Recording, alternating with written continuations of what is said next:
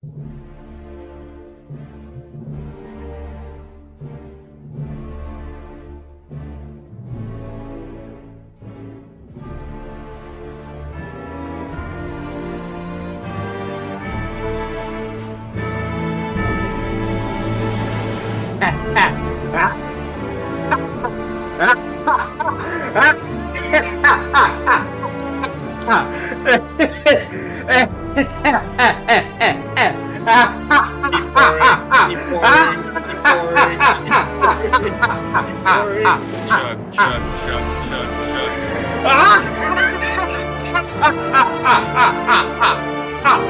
laughing at the man. He's a moral citizen.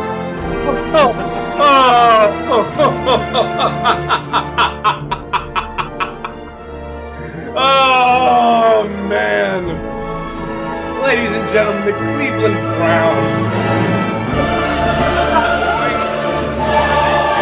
Oh, man, that is 95% alcohol. Ladies and gentlemen, welcome to the Football Stooges, the stupidest way to cover football imaginable. I am your host, Lob City. Welcome again to the Football Stooges, stupidest way to cover football imaginable, a weekly YouTube episode where we cover the football in and out from the previous week and give our predictions for the next week. And I can't do this myself, so without further ado, my compatriots in stupidity. First up, the Purell hand sanitizer of the Football Stooges and a man who is dead to me for the next week as the Bengals are ready to play the Eagles. It's Macedon. Welcome to the rice field, motherfucker! As is common with every episode, before we start, there's a million different soundboards being put on. Half of them are by Gorlami, and they're all bad. Next up, a man who is probably more sad about Jaden Daniels than about Caleb Williams. It's Mamba. I'm not even that sad. But Deshaun was better when he was getting those massages, so bring it back. Damn, dude. Wow. Strong. Shoulder? Yeah. What the fuck? Oh, I thought you caught that. Am I wrong? Coming up next, a man who probably has already had more alcohol than I will consume today. It's Gorlami. What are you talking about? I don't have any alcohol on me. That's a lie. What That's about a lie. Yeah, you're right.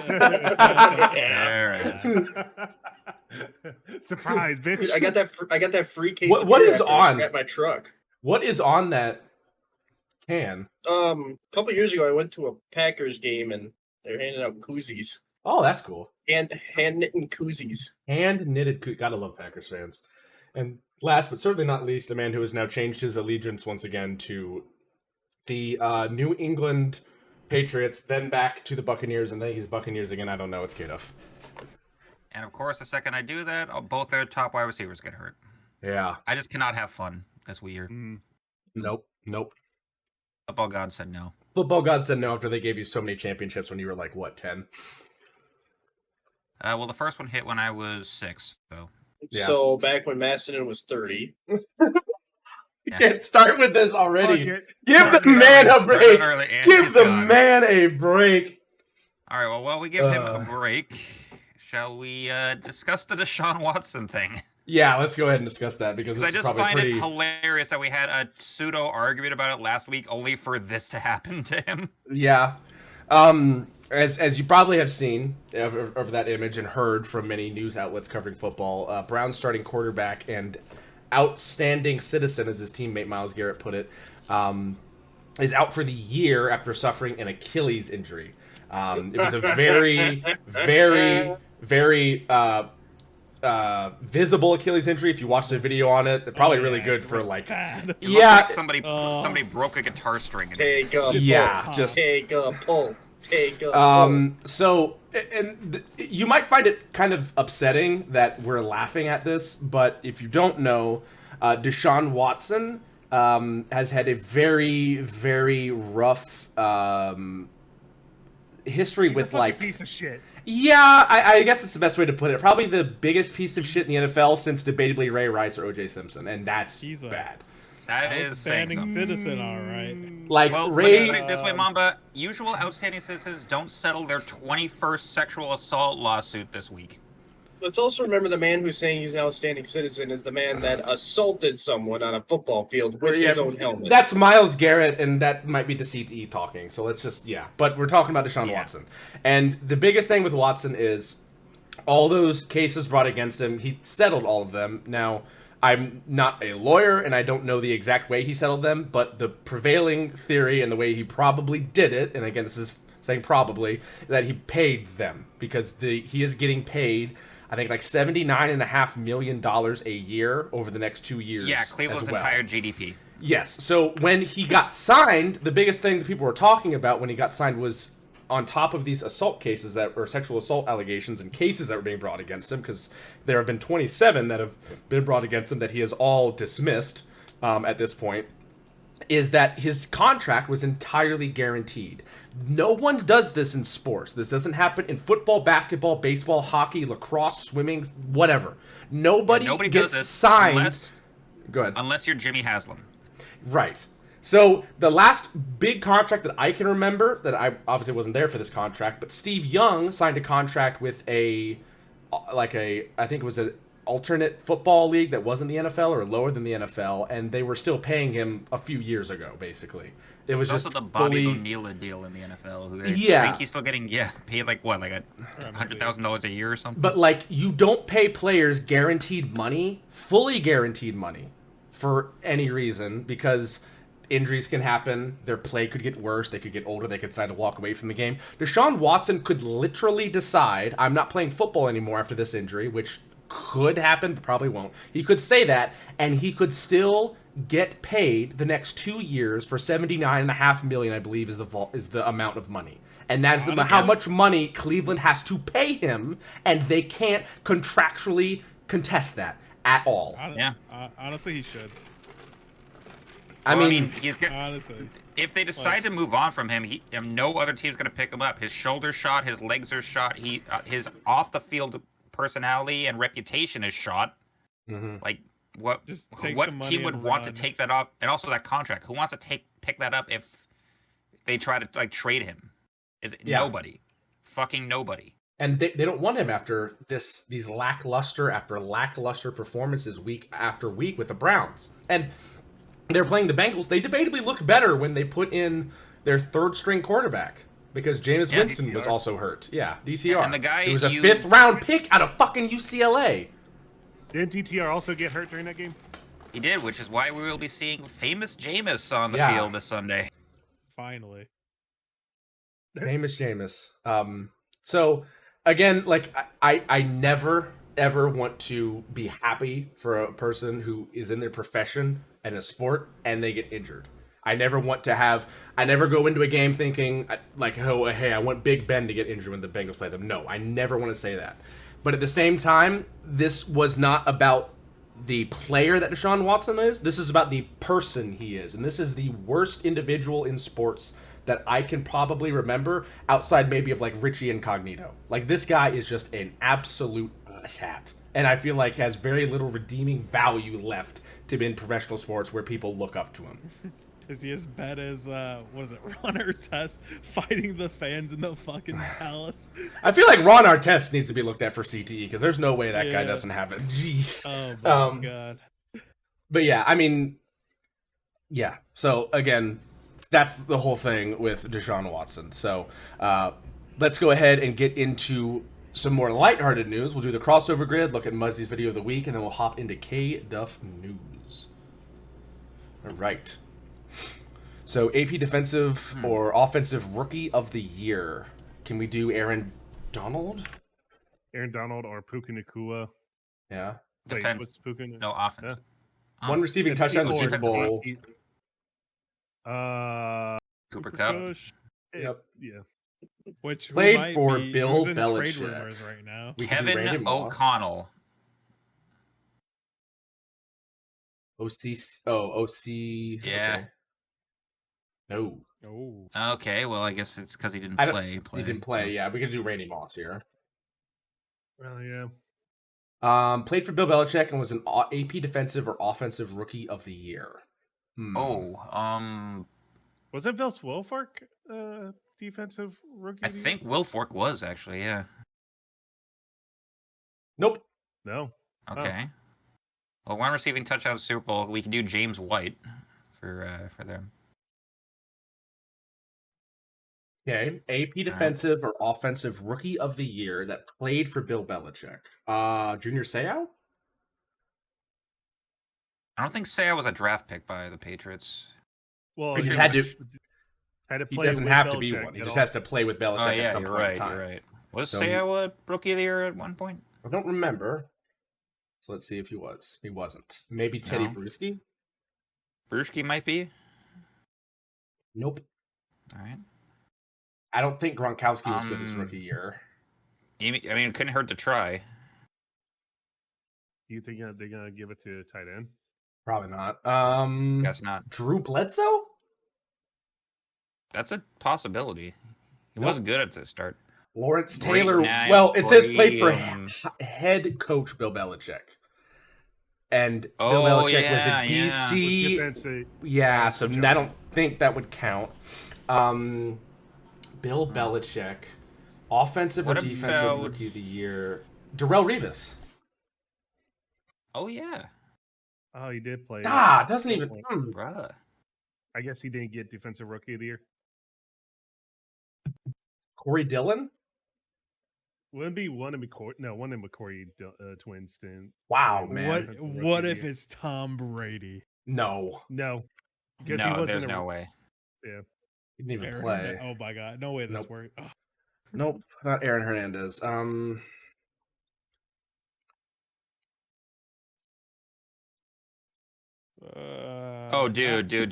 Edelman. It can't be Cam Newton, can it? Oh no way. Oh. It is. For that 1 year. 5'11" and under. I love that. Was a AP defensive or offensive rookie of the year, a Viking, and one receiving touchdown at the Super Bowl. All right, who Aaron Jones for the Vikings. Is he under 5? Is he 5'11"? Yeah, Probably. he's my height. Actually, I'm taller than him. What about Saquon for the rookie of the year? I'm pretty sure he was a rookie of the year at one point. I guess that chin strap doesn't make him taller. He was, but I don't know if he's under. I think he's a little bit bigger than that. Reggie Bush. I would think like some. Bush might work. No, all right, maybe Adrian Peterson. Maybe he's exactly 6 foot. Barry Sanders. 6 foot. Clinton Portis. I don't know. There you go, Barry Sanders. Okay, there we go. 5'11" under and receiving touchdown in the Super Bowl. Edelman, yeah. Yep. All right. Edelnut. And finally, a Viking and a Ram. Jalen Ramsey was never a Viking, was he? You guys also No, he wasn't. Remember St. Louis Rams as well. Yeah, that's what we're think of. Sam Bradford. Ooh, yes. What a pull! Yes. Ranfjord. You paid a king's ransom for Sam Bradford. Kyler Murray. Oh. Kyler Murray would have worked, yeah. Oh yeah, he actually got an offensive rookie So of the year? let's look at this one. The played for head coach Bill Belichick and an AP or defensive rookie of the year. Let's just see what other ones there were there, because that was 4. Mayo, Moss, Randy and McMillan. Moss. We didn't even think of Moss. Fuck. No, we did, but we already had him, so Mayo we can't redo it. So we did draft him, but we did draft Mayo. I didn't think of him as like rookie of the year at any. I mean, he was solid. He was great. Don't get me wrong, great as a linebacker, but you don't want him as a coach anymore, I bet. They called that and it's a little early for that.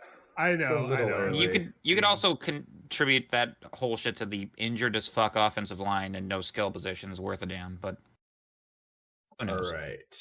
Let's go ahead and get into Muzzy's fantasy video of the week. Please be another banger. No, baby. Oh no. Banger after banger, and oh my god.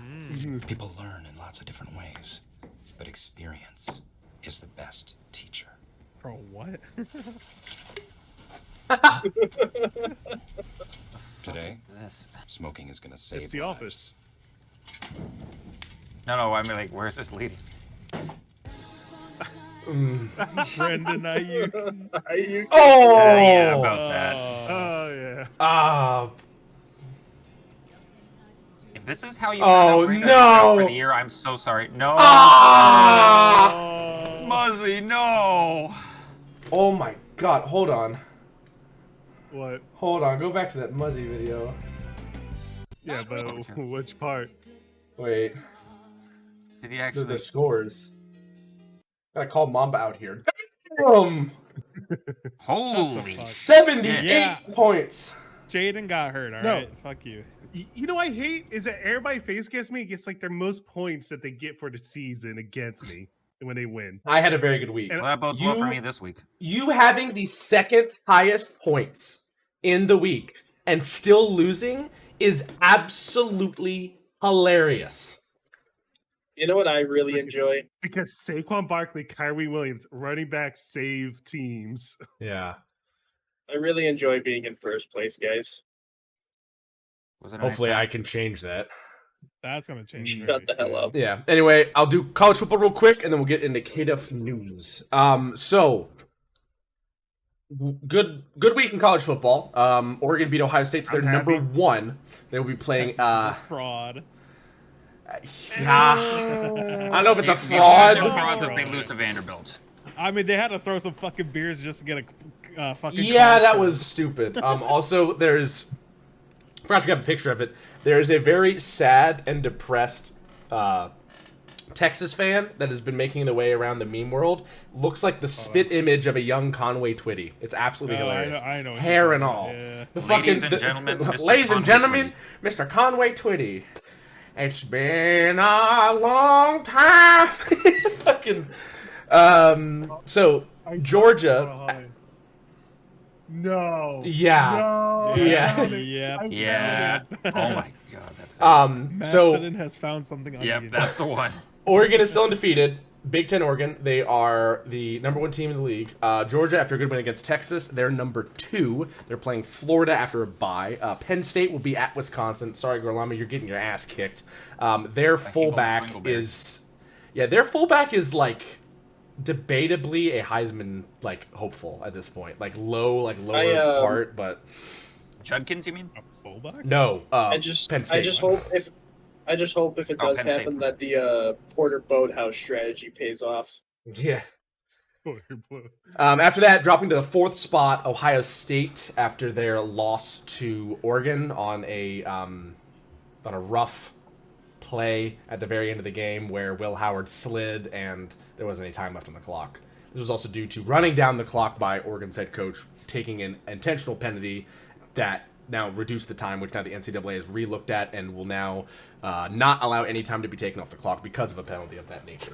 Texas lost at home versus Georgia. They fell 4 spots to 5th. They'll be playing at Vandy. Don't choke, because if you choke this, playoff contention is out. Like, Alabama is probably out of playoff contention now since they lost to Tennessee, because they already have 2 losses on the season now. The only way they're going to get back in the college football playoff contention is if they win the SEC, and that's going to be damn near impossible now. Miami, Florida still looks like the ACC is not letting them lose because they need a team in the college football playoff, and they're going to get their asses kicked round 1. It's They either play Bama or Clemson. Yeah, they play Florida State. Tennessee, as I said, beat Alabama. Once again, tore down the goalpost and carried into the river. They'll play Kentucky after a bye week. LSU will be at Texas A&M. They had a bounce back. They looked dead in the early part of the season. Now, only 1 loss, 6-1. Don't look too bad. They're playing at Texas A&M. That'd be a good test. Clemson will be against Louisville. Iowa State, who is still 7-0, will be playing Texas Tech. Somehow.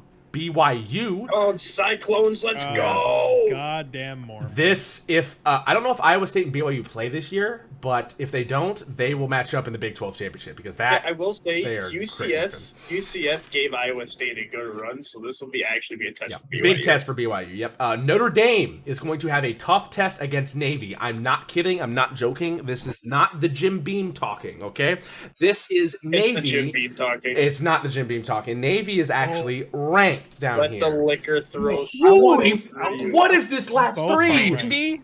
What year is this? Army and Vandy's in Navy- this? Yeah, both Yes, Army and Vandy's Navy are ranked. winning. What year is it? I Someone want to was saying- look up. I want to look up the highlight of the Navy quarterback just run the fuck over that Charlotte guy. Also, I was want to watching say a I Oh, cannot God. remember the time of seeing Alabama that low ranked. They're below Indiana. Yeah, I mean, They're below Indiana's Indiana. Oh my bad god. losses. Indiana's undefeated. Again, I believe Notre Dame has Army, Navy back to back, or Navy, Army in that order. So if Navy and Army pull off these two big wins, okay, against Notre Dame, which are going to be tough but doable, then the Army-Navy game will have college football playoff implications if they finish out the year undefeated. I've been saying this for weeks, and I want it to happen. So this is the first test here. That was literally what I was about to say. Indiana's first big test was last week against Nebraska. When I say they kicked the dog shit out of them, I am saying it lightly. They destroyed them. Nebraska put up 7 points. Hang up that computer call. And kiss me on my hot mouth. Oh my goodness. Well, Malcolm, I suppose I should get going. Part of Mandingo party. Do you not understand? Oh my god. To pile on the white rap, you know, dirty to snow. It was bad. Nebraska Can we put this out now? Nebraska got destroyed. IU. I mean, it's a bit of a suck. Apparently, it's a bit of a mixed bag. I'm rooting for IU. I know I'm a Michigan fan. I'm still rooting for IU because they have been the doormat of the Big Ten for a long time. You're getting your ass kicked last week of the season. Oh yeah, they could be there.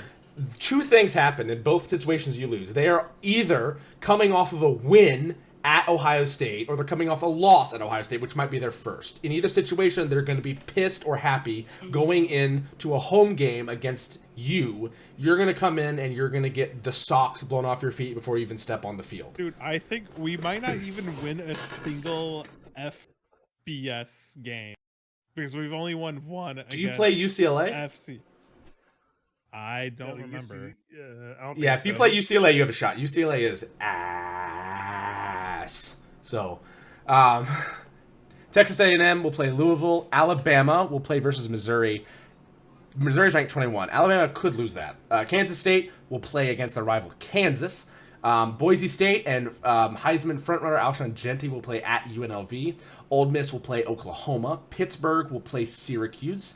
Illinois is number 20, fresh off a win against Michigan, will play at Oregon on the 26th.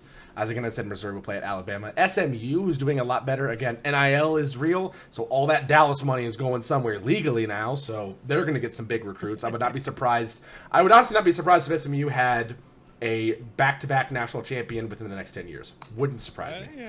They'll be playing at Duke. What? Wait, I scroll down a bit. Liberty got a fucking vote? How? Excuse me? Well, okay. And then they're not counting. This is before they lost to a winless team. Okay. No, this isn't before they lost, I thought. Washington State got a hell of a when did Liberty lose? Was it yesterday? Okay, so that was before. So okay. this came out like Tuesday or Monday. Yeah, after a bye, Army will play Air Force, Navy will play Notre Dame, and Vanderbilt, the doormat of Division I top or Power 5 conference play, Vandy is ranked number 25. And if you're worried about a couple things right now, one of them should be is that hell is frozen over. Vandy is ranked 25 and will be playing at Texas on the 26th. And if you lose this, the Vanderbilt away fans have every right to storm the field. To be fair, hell froze over and pigs were flying when Vandy beat Alabama, but... Yeah. Probably, yeah. How about Vandy doesn't the actually Rams look win good? this game? How about like, Vandy actually shit. looks good? College football's wild this year. It's been very wild this year. It's a different breed. It has been very wild. Minus my Badgers. As far as now, we're 7 games in, going into week 8. As far as college football playoff implications so far, I'll just take a look at the Power 5 conferences. In this case, it's 4 because the Pac-12 has 2 teams and they both aren't great. The 4 teams that I think will make it from each of those conferences is, I feel like, all respect to Indiana, they could go undefeated. I don't think they're beating Oregon. I think it's Oregon, and there's a chance for Ohio State in there because that Oregon-Ohio State game was up in the air. I think Oregon wins the Big Ten. I think Georgia will win the SEC. I don't know if Alabama can get to the SEC championship now, and they've already beat the brakes off Texas, so I think that's a good option for them. So Georgia against LSU. Maybe, yeah, or Texas could come back. Texas could because it's no, excuse me, there's not divisions. So it also could be Tennessee. Catching up to him. It could also be Tennessee. Oh, yeah, Tennessee. Then with the ACC, I don't think the ACC is going to let Florida State or Miami of Florida lose.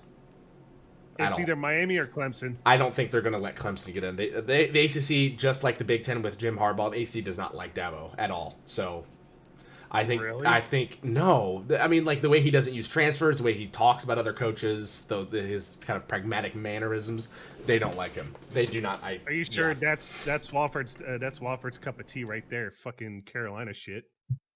I mean, yeah, but I think Miami will make it. I think Miami will win the ACC. If not, then obviously Clemson. It's a little up in the air, but I'm leaning toward more Miami now. And then the Big 12 is the most up in the air because Iowa State and BYU both look very good. And don't forget about Kansas State because they have a loss and they don't look great. They could turn it around. I think the Church of Latter-day Saints team led by a Jewish quarterback just screams, just what the fuck. And boy, is it dumb. It's like a fucking South Park joke walking around. And this team's winning games, so I think they're in. So those are the 4 teams that I think will get in from that area. Then also other at-larges, I think. Not great that Boise State lost. I can still see them getting in with 1 loss. I think Indiana might be able to sneak in if they only have 1 loss by the end of the season. Let's go, Army, Navy. I really hope one of the service academies make it. Air Force is not making it, but Army or Navy possibly could. Yeah. And then there's probably going to be 2 SEC teams, 2 Big Ten temes in it. I could totally see Oregon, ACC? Ohio State. No, not 2 ACC. They're going to save some spots for some at-larges. The ACC, I mean, for taking a step back, it really is the power 2. It's the SEC and Big Ten. And then there's some good ACC teams and some good Big 12 teams, and the Pac-10 is basically becoming the new Mountain West. It's the Big 2. Hate it, love it, run from it, destiny still arrives. Sorry to be Thanos there. Anyway, let's go ahead and move on now to KDUF News.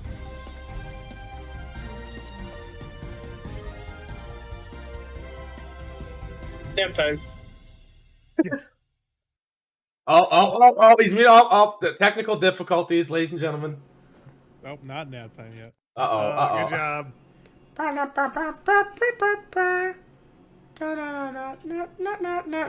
Nope, still nothing. Nope. God damn it, off and on again. God damn it, That'll be bones. Please be patient with us. We have stupidity.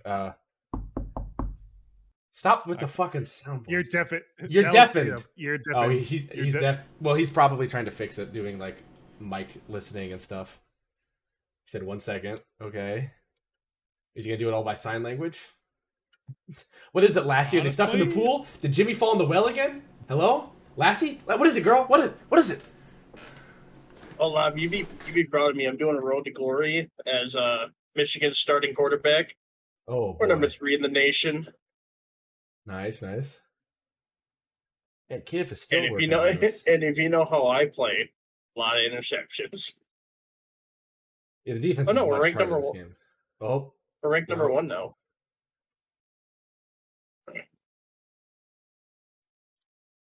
Anything it just looks like the face of frustration. Nope. It's going green. Oh. Was that it? Say something. Hello. There we go. Yeah. Okay. All right. Enough news. Time to leave. Ladies and gentlemen. Cutting back in. KDUF News. Now? All right. Okay. So, after technical difficulties there, we're going to start out with the injury news. Obviously, we've already talked about how Browns quarterback Deshaun Watson's out for the year after his Achilles got plucked like a guitar string on a non-contact play. But also, as you saw from the Muzzy video, 49ers have lost Brandon Ayuk with a torn ACL. So, our beloved. Ayuk, our beloved, is no longer in the league for this year. Same injury goes to Cardinals linebacker Dennis Gardick and Dolphins wide receiver Braxton Berrios. Also, Cowboys tight end John Stevens also tore his ACL today in practice. And even worse for the Chiefs, they are losing cornerback Jalen Watson to a fractured ankle. Saints are losing cornerback Paulson Adebo to a broken femur. Buccaneers linebacker Savoke Dennis will be out for the year after having shoulder surgery.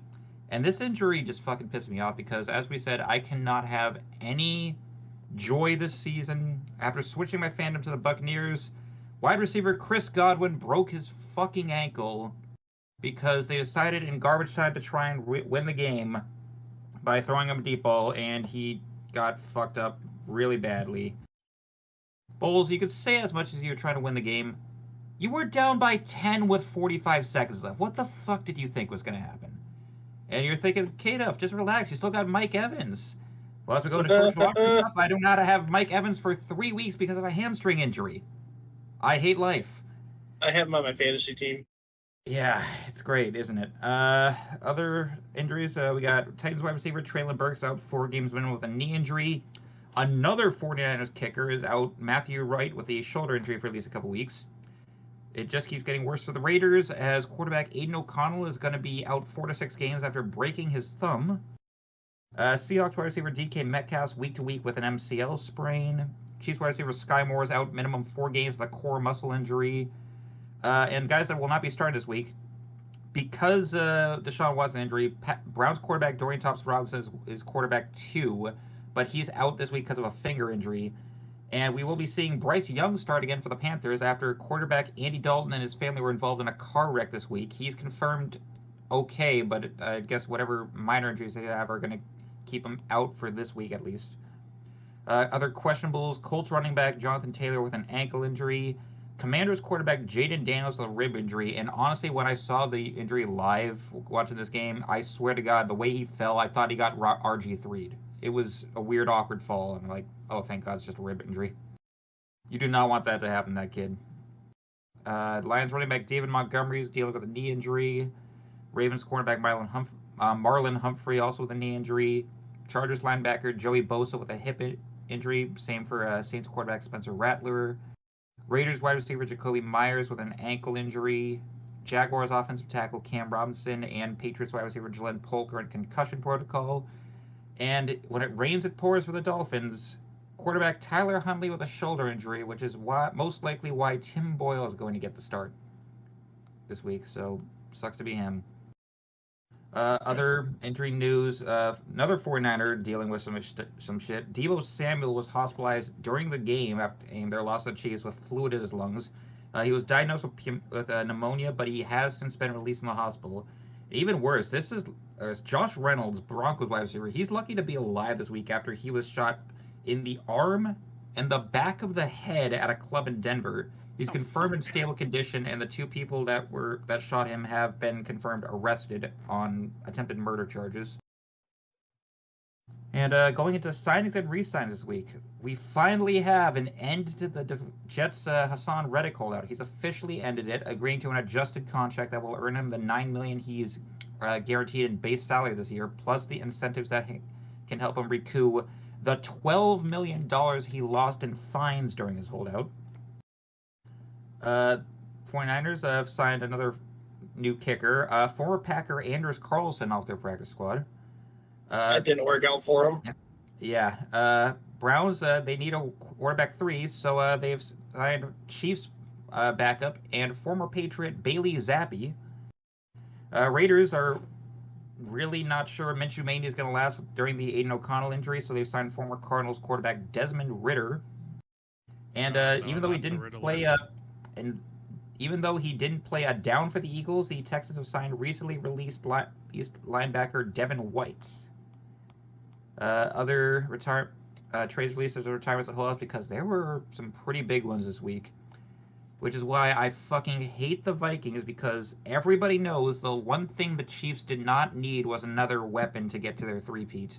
And they basically guaranteed it by trading DeAndre Hopkins for a 5th-round pick that can become a 4th-rounder if the Chiefs either make the Super Bowl, which we fucking know they will at this point, or Hopkins plays 60% of his snaps.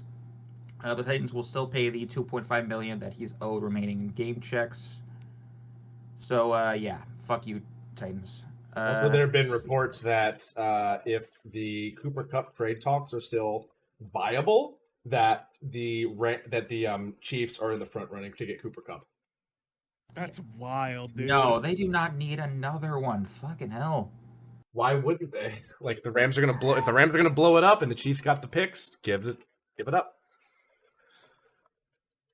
Well, as for the Titans, they've also made another trade. They've traded linebacker Ernest Jones IV to the Seahawks in exchange for linebacker Jerome Baker and a 4th-round pick. And I believe there was another one I'm missing this week. I think I was missing one. Shefty, did you have it? No, it was just those two, I guess. The ones that have been rumored, obviously the Cooper Kupp trade. Jets are rumored to be also maybe moving on from wide receiver Mike Williams, and maybe even Garrett Wilson after getting Devontae Adams in the building. Panthers could have a fire sale as well. That includes running backs Miles Sanders, wide receivers Deontay Johnson, Jonathan Mingo, and Adam Thielen. Packers offensive tackle Andre Dillard and defensive end Preston Smith have been rumored. Bears guard Nate Davis and running back Khalil Herbert. Giants linebacker Azeez Ojulari, and Browns defensive end Zadarius Smith. I'm not including Max Crosby in this because he was rumored at the beginning of the week, but a new co-owner Richard Seymour has come out and said that they do not plan to move him. He wants to be a Raider. He's a Raider for life, much like Derek Carr did, and look how that worked out for him. He's a locker room captain. He's basically the current embodiment of the old school Raider way. So sounds like they're not going to move on from him and actually keep him around. So good for them, I guess. Finally, miscellaneous news for the week. Former NFL quarterback Jay Cutler, he was arrested in Tennessee on a DUI and firearm possession charges after a minor vehicle collision, which normally holding a firearm in a southern state like Tennessee isn't an issue. It only is an issue if you're drunk driving while doing it. Lions wide receiver Jameson Williams, he's been suspended 2 games for violations for PEDs. And Commanders cornerback Kevon Seymour has also been suspended 6 games for it. As for coaching movements, Giants owner John Mara has stated he is committed to keeping head coach Brian Daboll and GM Joe Schoen for at least another year. And after getting fired less than 2 weeks ago, Jets former head coach Robert Saleh already has a new job. After this week, he was seen on the practice sideline for the Packers. I hate that so much. In an undisclosed but fluid role, according to Matt LaFleur. Apparently, the two have history. He's been staying at his house for a while. So, Gorlami, enjoy a new assistant coach. That's all I got. Okay. Thank you very much. Gotta say, that signing by the Packers, top tier. Go out and get a guy with head coaching experience and defensive coordinating when you got a first-year defensive coordinator coming up from college. Beautiful transition into that placement. And honestly, now there's some decent head coaching candidates that are now in like minor roles with teams. You got Vrabel with the Browns, Saleh now with the Green Bay Packers, and then Bill Belichick with the Pat McAfee show. So there's still guys running around out there. You got his own thing now with Underdog Fantasy. Once in a while. His own thing now with the Underdog Fantasy where he's like just... I really want to see Bill Belichick take an upper decky of Zin, 2 shooters of tequila, and make a parlay. I just want to see what that would do. That's the Baker Mayfield effect, bro. He's on the Underdog on the side, dude. All right. He's on his Underdog podcast now with Michael Lombardi and Matt Patricia. So it's just a whole 3 douchebags talking about how the Patriots suck right now. 3 douchebags. Oh boy. All right. Well, us 5 douchebags are going to talk about how the Patriots suck right now. Yeah, we will. They lost to the fucking Jaguars. It was in London. The same team that gave up this week. Drake May looks. I know it was in London. Everybody in London was watching this game and like, how did we lose to these guys in the American Revolution? Yeah. Drake May actually looks decent though. Hopefully he stays that way because people were saying the exact same thing about Mac Crybaby Jones. So, I mean, yeah, but at the moment, this is you are right, Macedon, that they are more focused on just developing Drake May at this point this year, trying to get him some more experience, especially. But how much more experience he's going to get when this O-line looks like this? Yeah. You gotta learn somehow. Gotta learn. Oh my goodness. Oh my learn how to God. hide having your ribs broken every 3 seconds. He'll learn how to take That's him just looking for like help. Help, Raph Wood Campbell next year, please. I hope that's. I'm just thinking the clip I gave from it. That's the Arnold. fucking guy inside of his brain right now. The walls are closing in. The fucking walls are moving. The walls are. Oh my god. Poor Fog is Drake. coming. The fog is coming. So hopefully, like yes, Drake may look good. Hopefully, he continues to look good and doesn't take a step back. Much like, holy crap! That was Mondre Stevenson. That was No, not Mondre that. Stevenson. Buddy, 41. Is that? I think that's Walker. I think that's like a No, first overall that's pick. not. That's Josh Allen, Josh Hines Allen. So Oh, that's the pass rusher, and just like, They where are you going? Where are you at? Where are you at? Wombo go. What was a Jacksonville player for like years ago? It's like, he broke my legs. Or Yeah, something he's like, that. I set edges, and comes on the edge. Oh, yeah, Miles Jack. He just goes, oh, yeah. Patriots lose in London to the London Jaguars. They're going there soon anyway. Who cares? 16-32, the final score. Drake May did go 26 for 37 for 276, 2 touchdowns, no picks, 2 sacks. A very good performance, especially behind this not great offensive line for the line. Yeah, for the Patriots, only taking 2 sacks and still being that efficient. Only throwing 11 incompletions on 26 completions is not bad. Running the ball, he was their lead rusher. He went 3 for 18. The other rusher, Ramondre Stevenson, 7 for 18. So running the ball for them was a struggle. Passing, Hunter Henry has been a big target. Again, young, inexperienced quarterbacks love their tight ends. So Hunter Henry's getting a lot of touches, 8 for 92. Jermichael Hasty, 5 for 49 and a touchdown. Keyshawn Butte, 1 for 33. Austin Hooper, 4 for 32. KJ Osborne, 2 for 26 and a touchdown. Kendrick Bourne, 1 for 14. Demario Douglas, 2 for 14. And Antonio Gibson, 1 for 9. Moving on to Jacksonville, Trevor Lawrence, less touches for him. They toned down the number of pass attempts for him, which was the right thing to do, I think, because the run game was much better. Lawrence went 15 for 20 for 193 and a touchdown, no picks and no sacks. A very proficient and productive day from him there. For Jacksonville, Tank Bigsby, 26 carries, 118 yards, and 2 touchdowns. A great day on the ground from him. D'Ernest Johnson, 9 for 38. Trevor Lawrence, 2 for 13. And Brian Thomas Jr., 2 rushes for 2 yards. To their receiving, not many people caught the ball. Brian Thomas Jr., 5 receptions, 89 yards and a touchdown. Evan Ingram, 5 for 35. D'Ernest Johnson, 3 for 32. Christian Kirk, 1 for 24. And Gabe Davis, 1 for 13. Jacksonville focused the ground game a lot of inside zone reads, a lot of run out of shotgun in order to take advantage of a D-line that cannot stop the run whatsoever. Yeah, and a linebacker core that isn't able to step up as much as needed. Again, this Patriots team is going through a tough rebuild, but a bright side is a ton of pieces. It's missing Barmore, it's missing Bentley, it's missing Judon. But in fairness, Judon's not doing so great on the Falcons right now. So yeah, I mean he's doing okay. It's definitely a guy that you're going to get rid of if you're going to do a full rebuild. But at the same time, you have a cornerstone, it seems, now in Drake May. You want him to hold up, and if he does, that's great because now you have a guy that you can build around. Now you don't have to keep drafting quarterbacks until you hit on one like the Panthers. You can actually just start drafting complementary players that you know are going to be a little bit less hit or miss.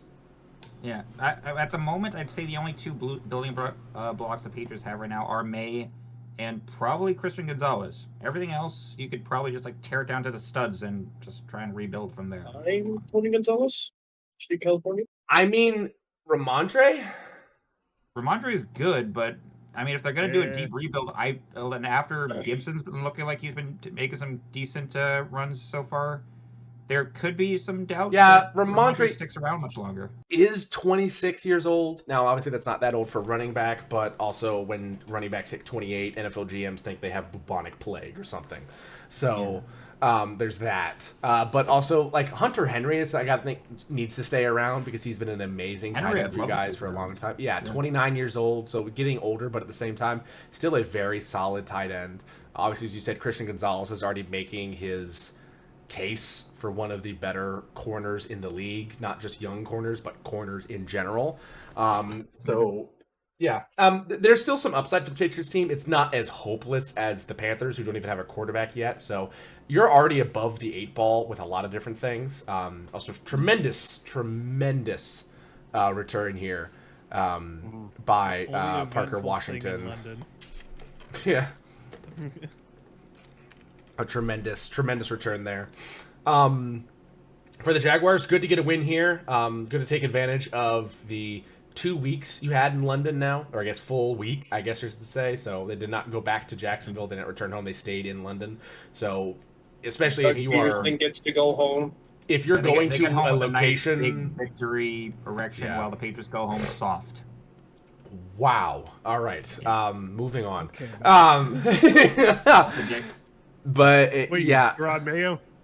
Yeah, that's a dig on that. Yeah, dig on. If you guys didn't know, like, for those that don't know, Mayo literally just called all the team that they were playing like softies most of the game, and that I think up 171 rush yards on 39 carries for 2 touchdowns is pretty soft. I mean, yeah, like considering how I've been watching this defense play for the past year and change, it's they have been looking like they're not fighting with that much fire they've had in the past years.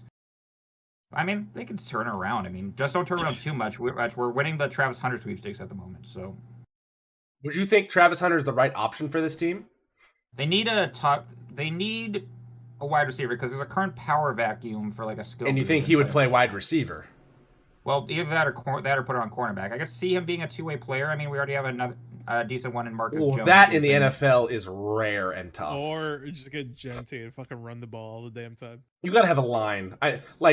All respect to Alshon Genty, he's knocking off linebackers, safeties, and cornerbacks. Ashton Genty is not bumping off and stiff-arming defensive tackles. The defensive tackles in the NFL are huge. They're built like fucking gorillas. They're built like goddamn the monster trucks. Yeah, what was that stupid Batman villain? The stupid Bane? Batman. Bane? No, not Bane. Killer Croc. No, Killer Croc. Clayface. They're built like Clayface. They're just all encompassing. Just they get an arm on you, you're done. You're done. Yeah. Guys like Dexter Lawrence, you're not breaking a Dexter Lawrence tackle, even if you're Derrick Henry. I'm sorry. Jordan Davis, yeah. DJ Reader, even though he's been a little bit down this year compared to his other. The thing is, we normally have that, but Barmore's out because of blood clots. He's been a decent, stop everything, sack everything, wreck everything, and leave kind of player. He's just not on that line right now because he's on the IR. Yeah. I'd say the main needs that they need to work on in free agency and the offseason and the draft. Everything but quarterback, tight end. And we need a wide receiver. We need a decent wide receiver, and I feel like we get that by drafting somebody like Hunter or McMillan, maybe. We could also go the left tackle route because we need a left tackle, and nobody's going to want to give up one because once you get a good left tackle, well, especially when he's young, you're not going to let him the fuck go. And after that, just more O-line help. We need another guard, probably, maybe another center. Who knows? Yeah, I would prioritize tackles first in this day and age where it's pass heavy. Then from there, I would probably go with a center and have decent guards. I feel like you can really mask some bad guards here and there just by having the center able to crack down on guys. But the tackles are the positions where you're one-on-one fighting with a defensive end or outside linebacker. So those are the positions you need, first of all, especially if you're a pass-heavy team, which I feel like this Patriots team is at least decently leaning towards. So yeah, again, final score 32-16. Jaguars get the win in their second home in London, and the Patriots still end up struggling. But again, there are some good silver linings here. So as a Patriots fan, don't take it with all tough feelings. I actually did find highlights for the Seahawks and Falcons game. So there actually are highlights here. Well, there's for some reason there's a playlist on the NFL YouTube page that shows the highlights of that week, and for some reason it just didn't have the Seahawks and Falcons or Bengals and Browns. So Seahawks get the win in Atlanta by 20, 34-14, the final score. Score that many people didn't predict. Obviously, this Falcons team is not all there sometimes. There's still some consistency issues with them, but also the Seahawks team, their defense has been very lackluster, so we felt like this would be a high-scoring game, but the Falcons just couldn't get it done sometimes, and hats off to the Seahawks. They were able to really put the pressure on, do what they needed to do. Geno Smith... Seahawks not giving their fans heart attacks? You good, Gorlami? What's up? Sorry, the Vikings are losing. Oh, No Oh, way. shit. And the Rams Yeah. took almost 6 minutes off the clock and scored a touchdown. yep. Oh, Shout out Matt wow. Stafford. Geno Smith, 18 for 28 for 207 and 2 touchdowns. No interceptions and only 1 sack. A good day from him there. On the ground, Kenneth Walker III, 14 for 69 rush yards. Nice, 1 touchdown. Geno Smith, 4 for 15. And Zach Charbonnet, 7 for 14. Receiving, DK Metcalf, 4 for 99 and a touchdown. Noah Fant, 4 for 65. Tyler Lockett, 4 for 45. Kenneth Walker III, 2 for 24 and a touchdown. JSN, 3 for 9. AJ Barner, 1 for 5. For the Falcons, Kirk O'Chains, 24 for 35 for 232. 1 touchdown, 2 picks, 3 sacks. Not a great day from him.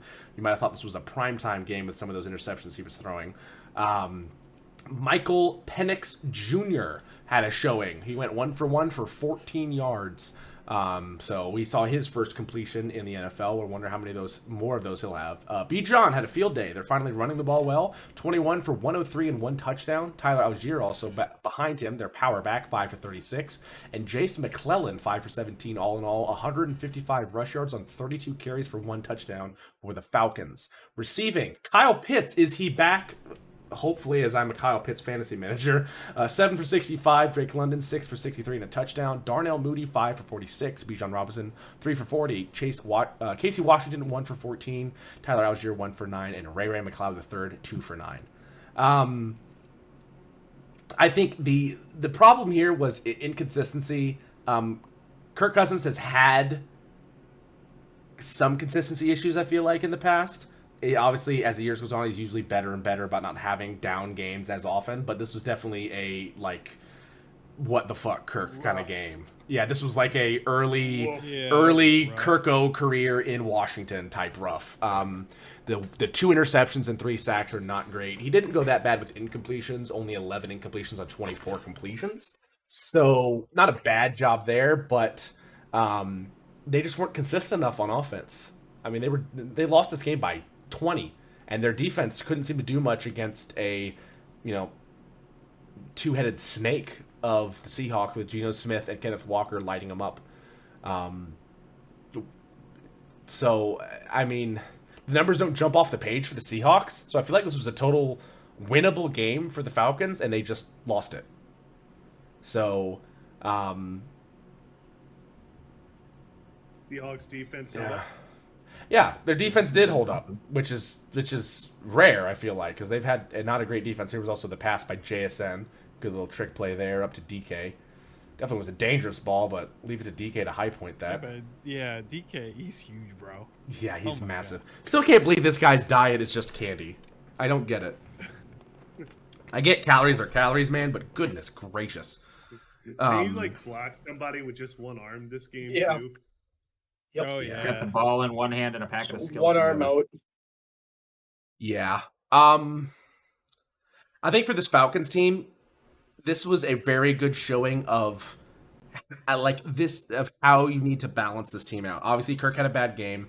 It happens. But the way that this team is able to balance things is great. You have so many good weapons. Continue to run the ball. Bijan Robinson is a great receiving back, but he's first and foremost a running back. This guy is best when he's got the ball in his hands behind the line of scrimmage running forward. Also, behind him, Tyler Algier could be a running back number 1 on multiple other teams. This guy is a tough-nosed, hard-nosed running back that can get you a yard or 2 in a short situation, is able to break through tackles. And then you have so many good offensive weapons that, just keep diversifying the play calls, throw some play action, you'll be fine. The biggest thing is you just need Kirk Cousins to be more reliable, which I think can happen, but your defense was the big issue here. You just let Geno Smith dot you up left and right. You couldn't stop Kenneth Walker running the ball, and you're letting up massive chunk plays like that to DK Metcalf. This defense has to shore things up so the offense can do more. Now, again, the offense didn't hold up their end of the bargain either. This was just a total loss for the Falcons, but there are still good aspects of the team. This is not a bad team. This is a team that had a bad game. The roster for this team is stacked with talent and is able to do anything and everything you need them to do. They just need to be consistent, which is a hard thing to do in the NFL constantly. Brady could never beat the fucking Dolphins, it seemed, but he won championships. You're going to have bad games. Any other thoughts on this game before we move on, gentlemen? No, I think we're good. Not really. Yeah? So yeah, final score 14-34. Seahawks get the win in Atlanta. Next up, the Bills and Titans. So free Damn, win for the Titans, Bills. you suck. Yeah. This game started off rough for the Bills. At one point they were down 10-0, and then eventually came back and won this game 34-10. So great performance there by them to really shore things up after an early struggle against the Titans. And for the Titans, I mean, starting with Mason Rudolph, it feels like they're throwing in the towel now after trading DeAndre Hopkins. So this is going to be a team that's looking to get a Genty or a Travis Hunter or a whoever in the draft because... Oh, maybe even a Jalen Milroe or Shadur Sanders. Yeah, I think quarterback might be something they look at. I think at this point, especially after the, like, creation of Captain Weekly meme of Will Levis, which I don't think was helped at all by that goofy-ass fucking Hellman's commercial that he does, where he's, like, doing the splits in between, like, towers of Hellman's mayo jars. I don't think they're sold on him. Last year, he had some great performances, and this year, nothing close. His rookie year was like, he was doing a lot better. He didn't start to begin with, but like he came in and then we were like, oh, he's pretty good. This could be and then in the season you're like, you know what? They might have a quarterback of the future. And then the season starts and they're like, holy fuck, go back to Kentucky. Like, this is horrible. So he went 25 for 40 for 215, 1 touchdown, 1 pick, 3 sacks. That was not him. That was Mason Rudolph. Excuse me. Tony Pollard ran the ball 16 for 61. Julius Chestnut 3 for 15 and Mason Rudolph 5 for 13. Receiving, Chigoziem Okonkwo 4 for 50. Tyler Boyd 5 for 43. Calvin Ridley 3 for 42. Josh Weil 3 for 34. Nick Vannett 4 for 25. Nick Westbrook Ikine 2 for 10 and Julius Chestnut 1 for 9. Then going to the Bills, Josh Allen went 21 for 33 for 323 yards and 2 touchdowns, only taking 1 sack and no interceptions. A great day from him there. Rushing the ball, Ray Davis 5 for 41 and a touchdown, James Cook 12 for 32 and a touchdown, and Josh Allen ran the ball 3 times for only a yard. So a great job by the Titans to contain him there. Receiving, though, was a different story. Their secondary could not stop the Bills. Keon Coleman 4 for 125, Amari Cooper 4 for 66 and a touchdown. He definitely likes his new change of scenery. Khalil Shakir 7 for 65. Dalton Kincaid 3 for 52. Ray Davis 1 for 6. Dawson Knox 1 for 5. And Ty Johnson 1 for 4 and a touchdown. We'll probably see it here in a little bit, but the first touchdown reception for Amari Cooper, Josh Allen called a audible. Didn't like the look that he saw from the shell defense of the Titans, and immediately called an audible. And being new to the team, Amari Cooper had no fucking idea what the audible was, and so he had to look over to his left to one of his fellow receivers, who I believe was Coleman, who actually literally looked at him and just did the motions for I believe a corner route, and said, do that. Amari Cooper went out, did it, caught a touchdown. Let me see if I can actually like scroll to that moment. They were going towards the left. Yeah, here it is. Amari Cooper touchdown. So as you see here, he can't, goes can. That's the symbol of, I don't like the setup we're seeing. I'm going to switch to something different. Look at Amari Cooper go. Amari Cooper. All the receivers are here, like, confirming. Cooper's like, what the fuck? Amari Cooper's just like, oh, what the fuck do I do? Looks to Keon Coleman. Keon Coleman goes, hey, just, yeah. Just goes, hey, go that way. Yeah, go that way. Amari Cooper, oh, shit. Runs out, throws the ball, boop. Just runs a streak up the field, finds him, touchdown. I love how Coleman was just like, yeah, go that way. Got it. Just go that way. Up, right up. I mean, so we'll quickly talk about the Bills. Great performance. You got down early. It happens. Slow start. And instead, you turn it around. You come back. And you show why you are still a Super Bowl contending team. I think I'm feeling safe to say that it's a 5-2 team with the Buffalo Bills. They're still a Super Bowl contending team, and that they're able to come back from these games where they're down a ton. They have now a surefire number 1 receiver in Amari Cooper that they're going to be able to rely on a bit here. They have great tight ends. Just a bit. Also, Yeah. it also helps their division is ass. Yeah, they're 5-2. The next closest team is Miami Dolphins, who are 2-4. And I like how they're running the ball a little bit more with some running backs, not just Josh Allen. Because, again, there's going to be a point where Josh Allen gets older and he is not going to be as athletic and able to jump over a defensive lineman like he usually can. So I like that they're relying on Ray Davis and James Cook a lot. On the flip side, for the Titans, the fat lady is singing. The fat lady is screaming on the top of the Empire State Building. It is over. You're not making the playoffs. You're looking at a top 10 pick probably, and that's what you should be wanting out of here because it seems like the Will Levis experiment is over. It looks like it's going to be him or Mason Rudolph filling in the shoes of whoever you really want there for the rest of the season. You just traded away. The mayo is expired. The mayo is expired and stinking. It is rotting your fridge. It's still early in the season, though. Like, you're gonna write. They're 1-5. They are 1-5. I mean, there is hope, but at the same time, you might have better hope marrying the Queen of England at this point. So, yeah. You traded away your best player in DeAndre Hopkins, who, again, only had 1 target for 1 reception and -2 yards this game. He's in a much better situation with the Kansas City Chiefs, so we'll see how he's able to revive his career there. And, I mean, this team still has some bright spots. Tony Pollard looks very good for this team. He's looked like he can be a running back #1 option. And your O-line and D-line continue to be very solid. But your quarterback position sucks. Now your receiving position is Calvin Ridley, Tyler Boyd, and Nick Westbrook-Akine. I don't know what you want to do with that, but good luck. So you still have a good running back. Your wide receiver room is iffy. Your quarterback situation is one of the worst in the league. Was that fucking legal? 60. Oh my god, baby! No, look at Gorlami. Gorlami, is this legal? 66. Look at him. It's not grabbing him. Yeah. He's just getting his way. That's it.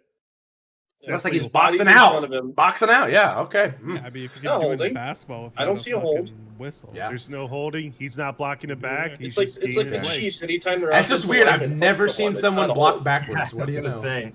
So yeah, for the Bills, great performance. You got Amari Cooper. Even when he doesn't know to run the right route, you can still throw a touchdown to him.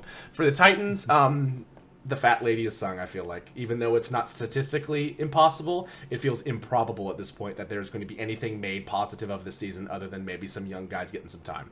So, sorry, Tennessee fans, if you're out there still. But watch some college games. See who you want to Vrabel might be with the Browns now, but he is cackling at you. Speaking of the Browns. Yeah, speaking of the Browns. Should we even talk about this game? Because not really. Damn. I mean, what's there to really talk about other than the Deshaun Watson injury, which we already kind of did. Yeah, we can talk about this play from the great Purdue legend, Mamba. The Purdue legend, Charlie Jones. White boy, running like he's the white Bronco. On the freeway. Oh, what man worlds of football? Also, holy shit, that lane opening, that was just a hole and a half. Yeah. Yeah. These kickers need to learn to tackle like Pat McAfee. Oh. Yeah. Look at this effort. None. That is, you're into Roman Reigns and spear the ever-loving shit out of him. That is how you start the Battle of Ohio, Cincinnati. That was a great job there. Now, again, otherwise, for Cincinnati, this was a sloppy game. Their defense did great. Their offense... I mean, the defense even... I don't think it did as well as it could have. Like, yes, we got a win. The 21-14 final score is a little bit, like... It kind of lied a little bit because Cleveland scored a touchdown and 2-point conversion in the fourth quarter in garbage time when the Bengals had pulled some of their starters and done some other things. So, yeah, all right, bro. Keep coping. No, I mean it was at the very end of the game. It was the last possession for Cleveland. They were trying to get back in the game. I understand it, but the offense. They had to stop the run. They had to stop the run. Like Nick Chubb had 11 carries. So that's a decent amount of carries. He only had 22 yards. So that is a great performance there. As you can see, swarming to the football. Our defensive line was healthy, and they actually performed a lot better. Sheldon Rankins was performing very well. I will eat my words. He didn't look good to start the season. He's looked much better now. Chris Jenkins Jr. looked great. Like, there was a lot of good aspects of this. Joe Burrow for the Bengals, 15 for 25 for 181, 2 touchdowns and 3 sacks. Not a great game, not a horrible game, just a game for him. Chase Brown running the ball, 15 for 44. That's decent. Jamar Chase, 1 for 11, and Zach Moss, 6 for 7. Receiving, T. Higgins, 4 for 82 and a touchdown. Chase, 5 for 55 and a touchdown. Moss, 3 for 33. Brown, 2 for 9. And Gesicki, 1 for 2. Those were all the receivers. Everyone else only had a single target with no receptions. For Cleveland, Deshaun Watson, before his injury, went 15 for 17 for 128. Then in for him came Dorian Thompson-Robinson, the 5th-round pick, second-year player out of UCLA. He went 11 for 24 for 82 and 2 interceptions before his injury. And then in came Jameis Winston, went 5 for 11 for 67 yards and a touchdown. Dorian Thompson-Robinson was the lead rusher for the game. He went 3 for 44. Nick Chubb went 11 for 22 and a touchdown. Pierre Strong, 3 for 6. And Devontae Foreman, 2 for 5. Receiving, Cedric Tillman, 8 for 81. Njoku, 10 for 76 and a touchdown. Jordan Atkins, 4 for 42. Elijah Moore, 6 for 41. Judy, 1 for 18. Chubb, 1 for 10. And Pierre Strong Jr., 1 for 9. Again, the Cincinnati defense in this situation, I liked them a lot better. They did a very good job stopping the run, but just like the Giants game, I mean, not just like the Giants game, it was definitely better because we were able to score more offensively. The Cincinnati offense was still sputtering, and I don't know why. This defense for the Browns is much better than the so I don't know how that was in the pass interference. That got me livid during the game. But this Cleveland Browns defense is much better than the Giants defense, by far. There are many more weapons on this Cleveland defense. Myles Garrett and Denzel Ward, just to name a few. So definitely was a harder challenge for offense, and they did get the job done. But to say they got it done well is a bit of an overstatement. It seemed like it was just barely. For the Browns, I mean, is the season over for them? They're 1-6. They're in the AFC North. They're now going to have to play next week Jameis Winston. Dorian Thompson-Robinson was hurt during the ending of this game. So, yeah, I also don't know how Deshaun Watson got out of that sack. That was pretty impressive. But, yeah, do any of you guys think there's any hope for the Cleveland Browns? 1-6. God, no. God, no. Hell no. Yeah. And there's, I think this might be, no, it's not this one. No, they go all the way down the field. He tears his ACL or his Achilles down by I know like it's on a 10. run play for him, or what was expected to be a run play. I think it was either way.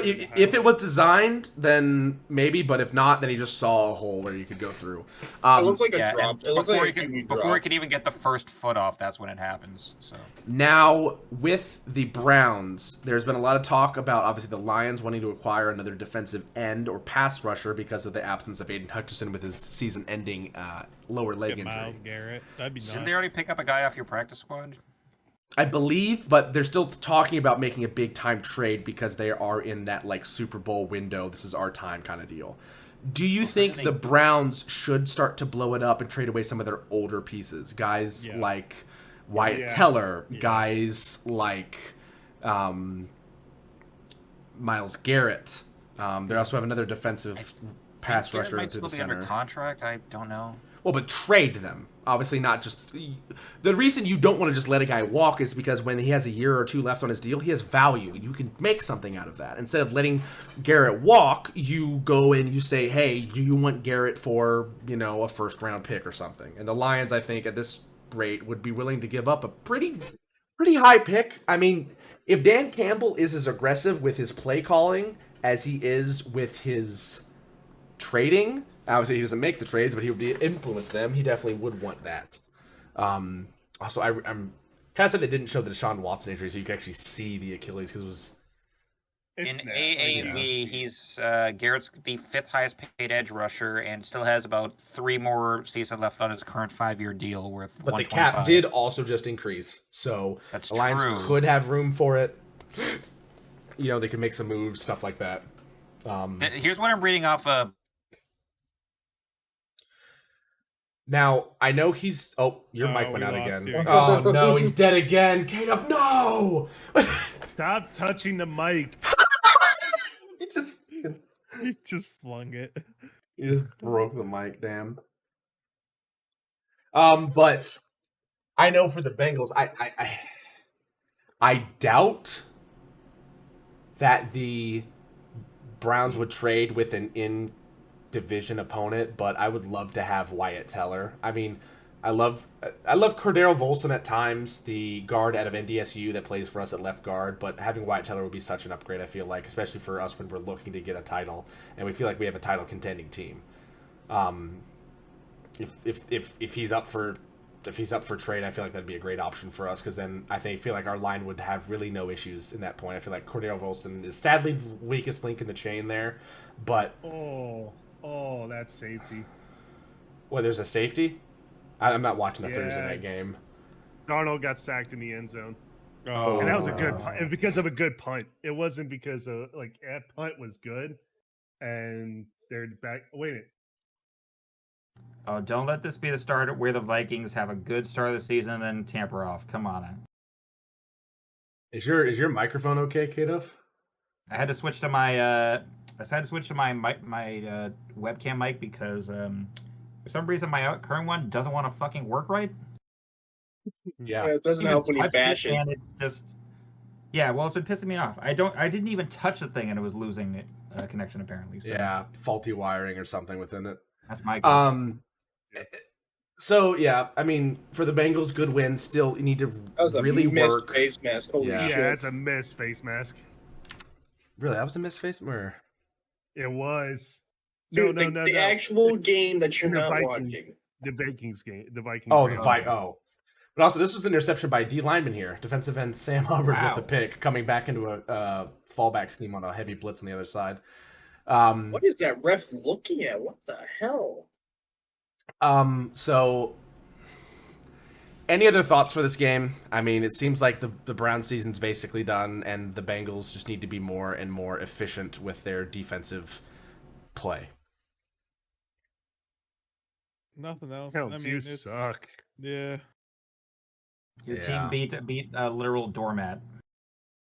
I mean, what else is there to say? Yeah, this season, it seems like it. It is the Browns this season. We got a tough one against the Eagles coming up next, so we really got to play on our best game for that one. All right. Next up, ladies and gentlemen, Houston Texans and Green Bay This was a Packers. sloppy game too. Oh. Not a great game for the Packers to reveal their probably newest uniform in 8 billion with years. Green stripes. Are they trying to be the Jets? Because the Jets are already trying to be the Packers. It's too bright. It's too bright. It's a weird paradox. Yeah, okay, I'll talk about this uniform real quick, and I'm sure Gorlami might agree, he might not, but look at the arm stripe, and the difference between the green and the yellow is great. This center stripe on the helmet is only green and white. There's no yellow in it. The whole helmet has no yellow. Yeah, the helmet needs to have a yellow stripe down the middle with the white. Otherwise, these are very clean uniforms. But again, this is only a different helmet, which is a little odd. But, I mean, yeah.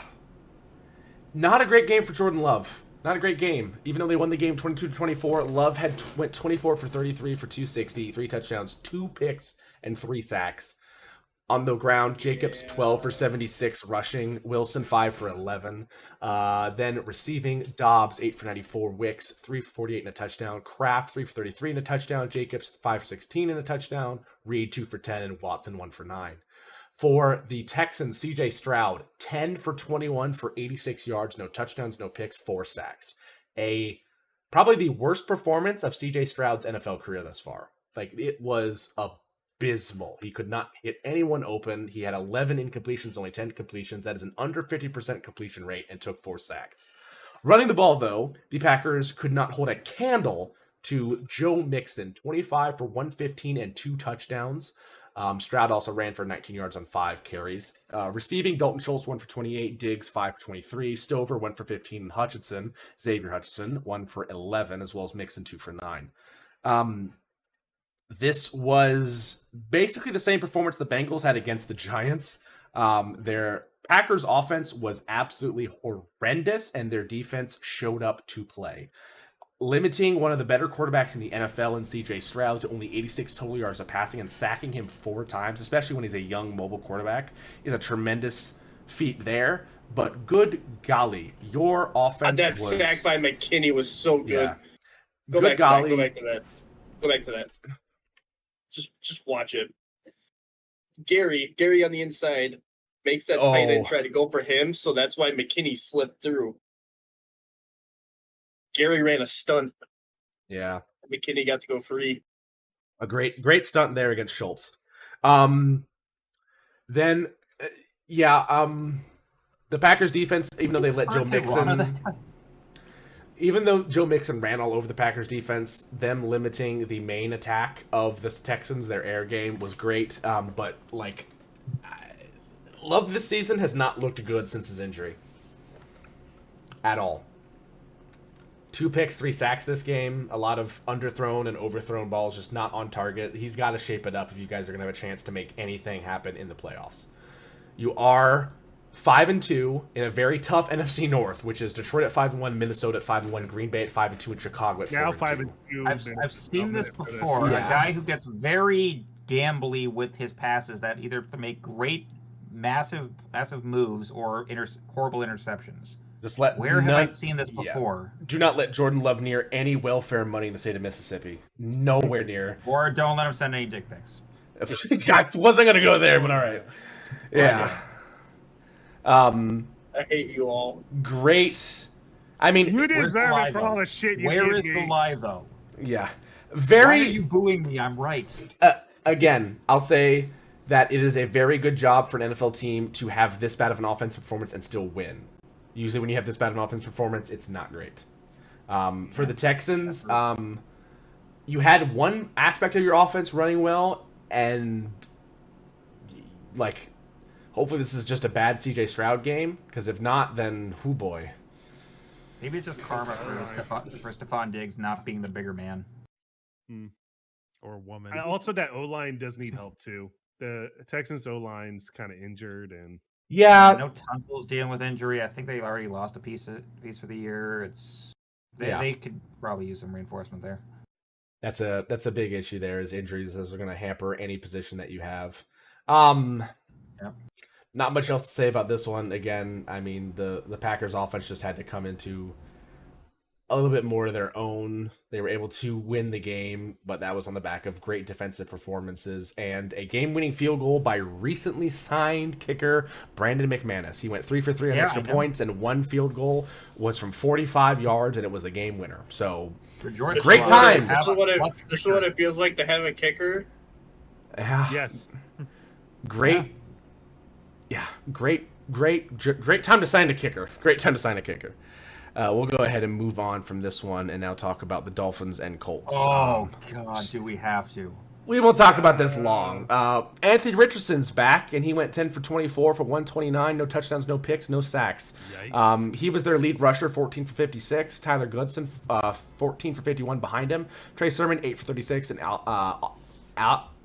Ashton Doolin, 1 for 12. Receiving, Michael Pittman Jr., 3 for 63.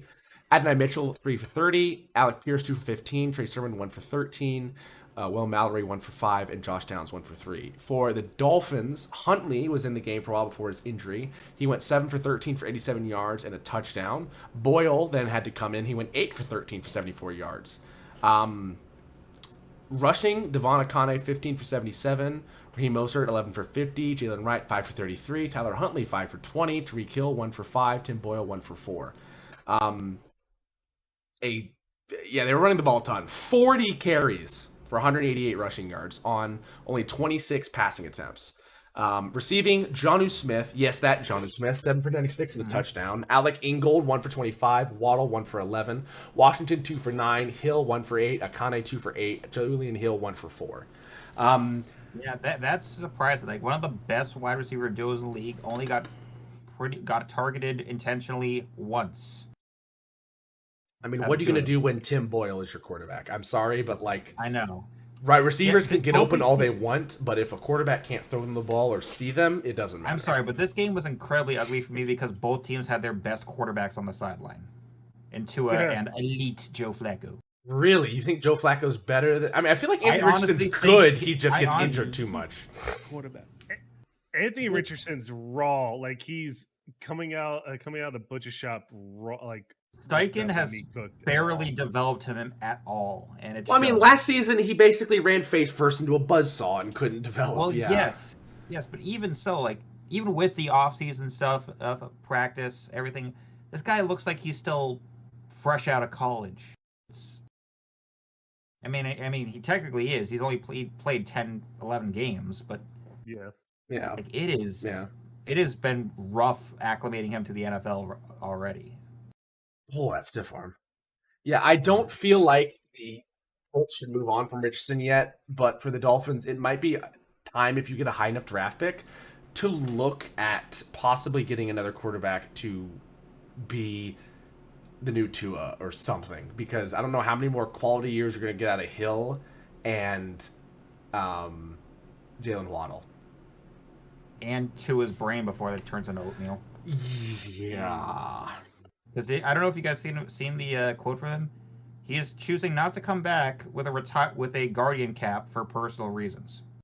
Right. That's also because the helmet that he wears was a project that was funded by multiple NFL players. That is actually a very revolutionary helmet. That is the top-rated helmet in the NFL for reducing the impact from concussions. So it's not like he's wearing a bucket like Rodgers. He's wearing the most advanced NFL helmet there is out there for preventing concussions. So and yet he is on the sidelines for what? Yeah. I mean, again, it doesn't matter what you wear. If you get hit hard enough or allow your neck to whip back hard enough, you're going to get a concussion. So the way that's described for me and knowing what he's out for, it's like when they said that the Cybertruck's glass was breakable. They threw a rock at it and it broke and it shattered. Yeah. So again, this was an ugly game. The Colts get the win by 6 in their home building.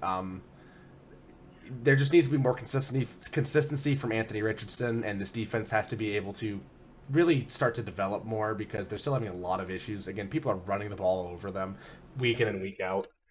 And then for the Dolphins, just get Tua back and keep him back. Do not allow him to get injured again. You really need to block better for him.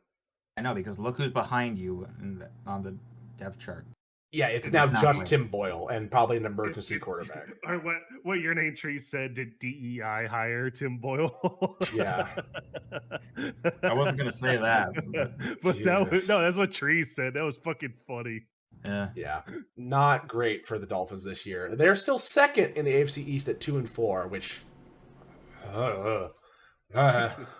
I mean, that just tells you how shit the AFC East is behind the Bills. But for the AFC South, the Indianapolis is 4-3 behind Houston, who's 5-2. So they still have a shot to do something here. So their season's not done by any means. And I think if Anthony Richardson can still develop, they still have a lot of opportunity. An ugly win's an ugly win for them. But this is the AFC East. Dear God, there's more. No. So yeah, let's move on to this game before somebody throws up. Anyway, a game that was very good. The Detroit Lions versus the Minnesota Vikings. Move over, Jon Snow. There's a new king of the North. Now, hot take, and I want you guys to tell me how hot of a take this is on a scale of 1 to 10. 1 being freezer, 10 being surface of the sun. Jared Goff is the current MVP. Heat death of the universe. 2. Right now. But if you've seen his past games, a 2. What do you mean, really? Who else? He's thrown. Who else? Who else? Who else is MVP? If not Goff, then Saquon. My wife is saying "really" over here. Also, why did? It's a very good take. Are you saying you were arguing? I wanted to duck out of the way. Are you saying Kyler Murray by being short? No. Fuck no. No. I mean, like, maybe Saquon. I could see him or Henry.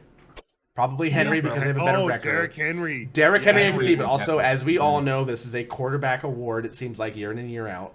Yeah.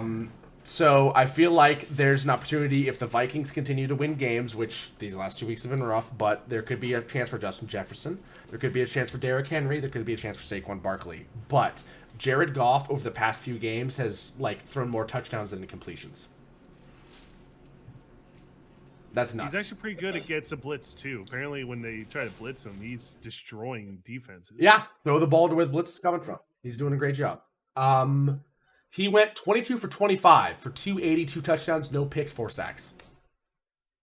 That stat line's nuts.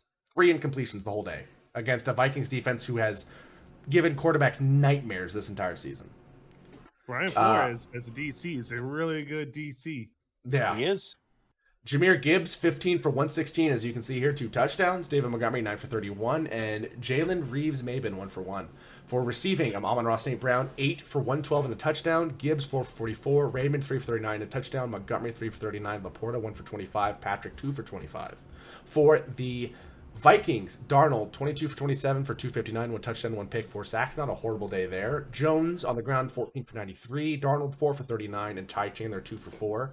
For receiving, Jefferson, 7 for 81 and a touchdown. Naylor, 4 for 76. Addison, 3 for 66. Jones, 3 for 23. And Munt, 4 for 8. This was a battle of 2 seemingly juggernauts, and they both played well enough to kind of solidify their situation for both of them being surefire candidates for being deep playoff run contenders. I think both of these teams have shown that they are able to compete with the best of the best and have a chance at winning the Super Bowl. A very high chance, in my opinion, especially for the Lions. When it came down to it, I think the more well-rounded Lions were able to do a lot more in many different positions, because when you're lining up and you have guys in the backfield like Gibbs and Montgomery, Amon-Ra St. Brown, and Sam Laporta all lined up, it's hard to target and single out a guy to really try to put the pressure on Goff to throw to someone he's not comfortable with. And as you said, Goff is very comfortable throwing into blitzes. And Goff is the definition of on fire. He thrown more touchdowns than incompletions. I mean, this game alone, he was only one incompletion away from being 23 for 25, which would have been 2 incompletions, the same amount of touchdown passes he threw. He is absolutely on fire. The man can seemingly do no wrong. Then on the flip side for the Vikings, they still look very good. Sam Darnold had a great game, only 1 interception, 5 incompletions, 1 touchdown, 256 yards. Wasn't that interception like a not random ass, but like the defensive player just somehow jumped? Yeah, it was a bit of a very good defensive play, not a horrible throw. I mean, both quarterbacks got sacked 5 times. That's probably because that interception there. That was the interception. Yeah. So both quarterbacks got sacked 5 times amongst very good defensive pressure from both teams. I mean, both these teams seem legit, and it seems like they're going to be competing for the top of the NFC North for a while now, especially now with the Vikings seemingly going through a rebuild and being amazing.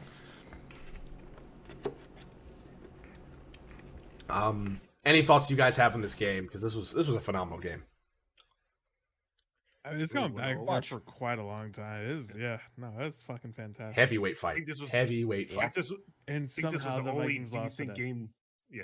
Well, not somehow, but like it was just close. But yeah, this was like the only decent game this week. I mean, Chargers Cardinals was close, game-winning field goal. We weren't able to watch because it's fucking. Yeah, and then Houston I watched the and highlights Green from Bay. that. It's just the Chargers doing something that I thought they were done with the Jim Harbaugh thing, and that was charging. Yeah. Well, no matter what coach, they'll be going to be charging. Yeah. Fuck you, Spanos. Mm. We're not even talking about that game, and we're talking about the Chargers. Yeah.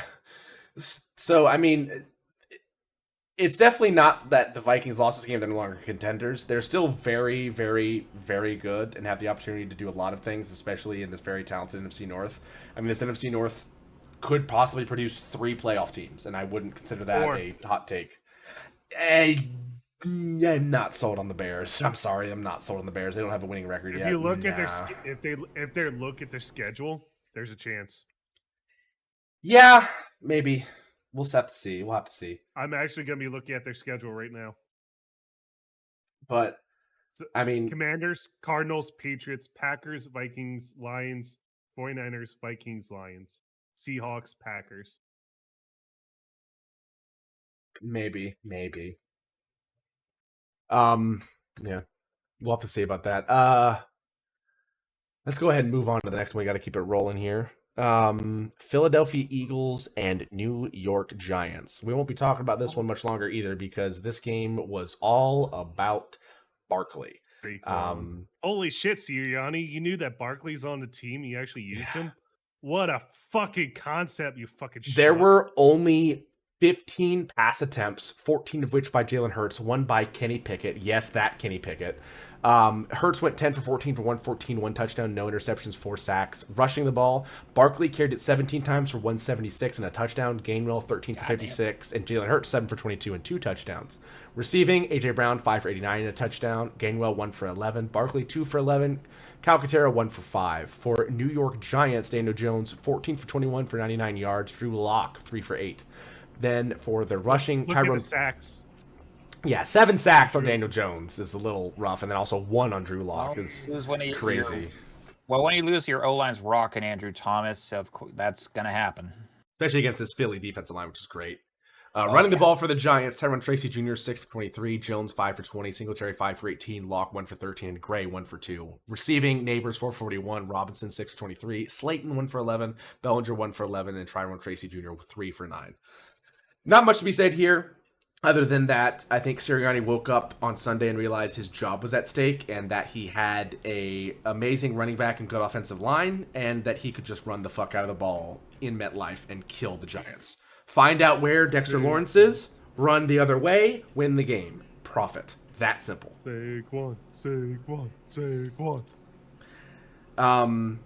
Yeah, just this offensive line setting, just running directly into the back of people.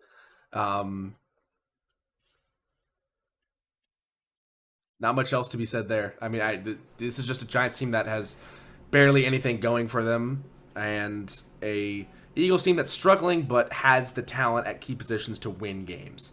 The sack party they had on Jones was ridiculous. This game made me moist. What the fuck? Okay, we're moving on. Okay, so moving on. All right, never talking about the Eagles ever again. Holy crap. Go fucker. Oh, we're going to this game. God damn it. Fuck all right, this at least. Game. Yeah, this game was definitely very sloppy. Las Vegas lost the game 15-20 in LA. Gardner Minshew 15 for 34. 15 for 34 for 154, no touchdowns, 3 picks, 2 sacks. Aiden O'Connell 6 for 10 for 52. Mattinson ran the ball 23 for 92. Zamir White 3 for 13. No one else ran the ball over one time. Receiving, Brock Bowers 10 for 96. Trey Tucker 3 for 36. Mattinson 3 for 31. Bryant 2 for 19. Zamir White 1 for 14. DJ Turner 2 for 13. For the Rams, Matthew Stafford 14 for 23 for 154. No touchdowns, 1 pick, 1 sack. Ugh. I feel like that'll improve, especially now they got Kupp and Nakua back. So. Yeah. Especially this past game. Oh, for LA's rushing department, Kieran Williams 21 for 76 and 2 touchdowns. Xavier Smith 2 for 30. Blake Corum 3 for 11. For receiving, Tyler Johnson 4 for 57, 2 for 12, 6 for 51. Parkinson 2 for 32. Robinson 1 for 9, and Hunter Long 1 for 5. This was the story of just turnovers. LA was able to cause 4 turnovers, 1 fumble and 3 interceptions from Gardner Minshew, and that won them the game even when their offense was struggling without a Puka or Cooper Kupp for the final week, now that he's back in this Thursday night game that just concluded today. So, I mean, I feel like this Rams team hasn't paid for their Super Bowl that they bought yet. I mean, that coma they had in the 2022 season might be enough. I mean, I don't know, because they have Puka Nacua, they have Cooper Kupp, they have Matt Stafford, Higbee.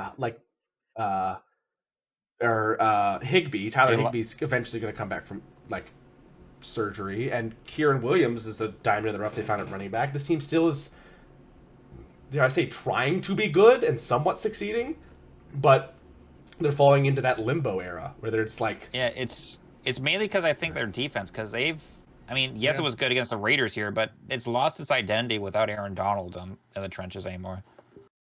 I mean, when you don't have probably the best defensive tackle of all time playing for you anymore, so much opens up for the opposing offense to do. Because again, one of the reasons the Buccaneers were so good under Tony Dungy and John Gruden was because of that Tampa 2 defense, and that required you to get a native pass rush off four. Warren Sapp, Brooks, rushing towards the quarterback, only rushing four, and dropping back in coverage, causing interceptions. So I feel like that's what they're missing now is they can't get that native pass rush without actually committing blitzers. And then when you commit blitzers, you overpass guys on a draw, or there might be someone open on a one-on-one. There's a lot of different things that can occur because of that. But again, they get the win here. You cause four turnovers, and that really puts you in position to win a game. And they did this without their two best receivers. Well, Sean McVay is a good coach. And Not debatable. Antonio is but Antonio that's a foreign Pierce. conclusion. Yeah, Antonio Pierce. I now doesn't. it's getting No. It's not iffy with him. He doesn't have a fucking quarterback. But some of his decision making. I mean, yes, remember that play what right would before you halftime do where- with this guy talking in your ear? Vomit. Like, love Gardner Minshew is an absolute crazy guy and love his persona and vibe of him, but like, even so, I feel like Minshew Mania has already run its course, and Vegas is paying for it. It's like the first 20 minutes of Hangover. Yeah. But there has been some decision this past few games. Some decision making. Antonio Pierce kind of makes you go, why? Well, when and you wake up the morning after loss, like, what did I do last night? Yeah, when it comes to aggressive play calling, it happens two ways. It succeeds, you look like Dan Campbell, and it fails, you look like Antonio Pierce. Antonio Pierce has got, I think, to realize a little bit that he's got receivers, especially in tight ends. That Brock Bowers, fucking God damn it, Michael Mayer. So if he can get a surefire wide receiver, because I believe I don't even think Hunter Renfrow's on the roster for them this year, and they can keep Max Crosby, they still have a solid core of guys. They just need to get a passer. There's a couple good quarterbacks coming out in the NFL draft this year. There's probably going to be Quinn Ewers, because I don't think they're going to let him play next year with Arch Manning now. There's also going to be Shedeur Sanders. There's going to be Jalen Milroe. A couple other guys as well. There's going to be a lot of... Cam Ward is probably rocketing up the thing because Miami is in the top 10. Yep, Cam Ward. Nussmeier from LSU. I mean, fuck it. It can't get any worse. DJ Uiagalelei out of Florida State you could try to draft, but I mean... and I don't think Boston College's guys in this one. Kyle McCord from Syracuse, Drew Aller from Penn State. Kyle McCord? I know that one's kind of iffy. I'm just thinking of like what are the other ones. No, but I mean the Mississippi's Raiders guy, Dart. Jackson Dart. Yeah, Jackson Dart's got a hell of an arm. But Vegas 2-5. They're gonna have probably a upper half draft pick at worst.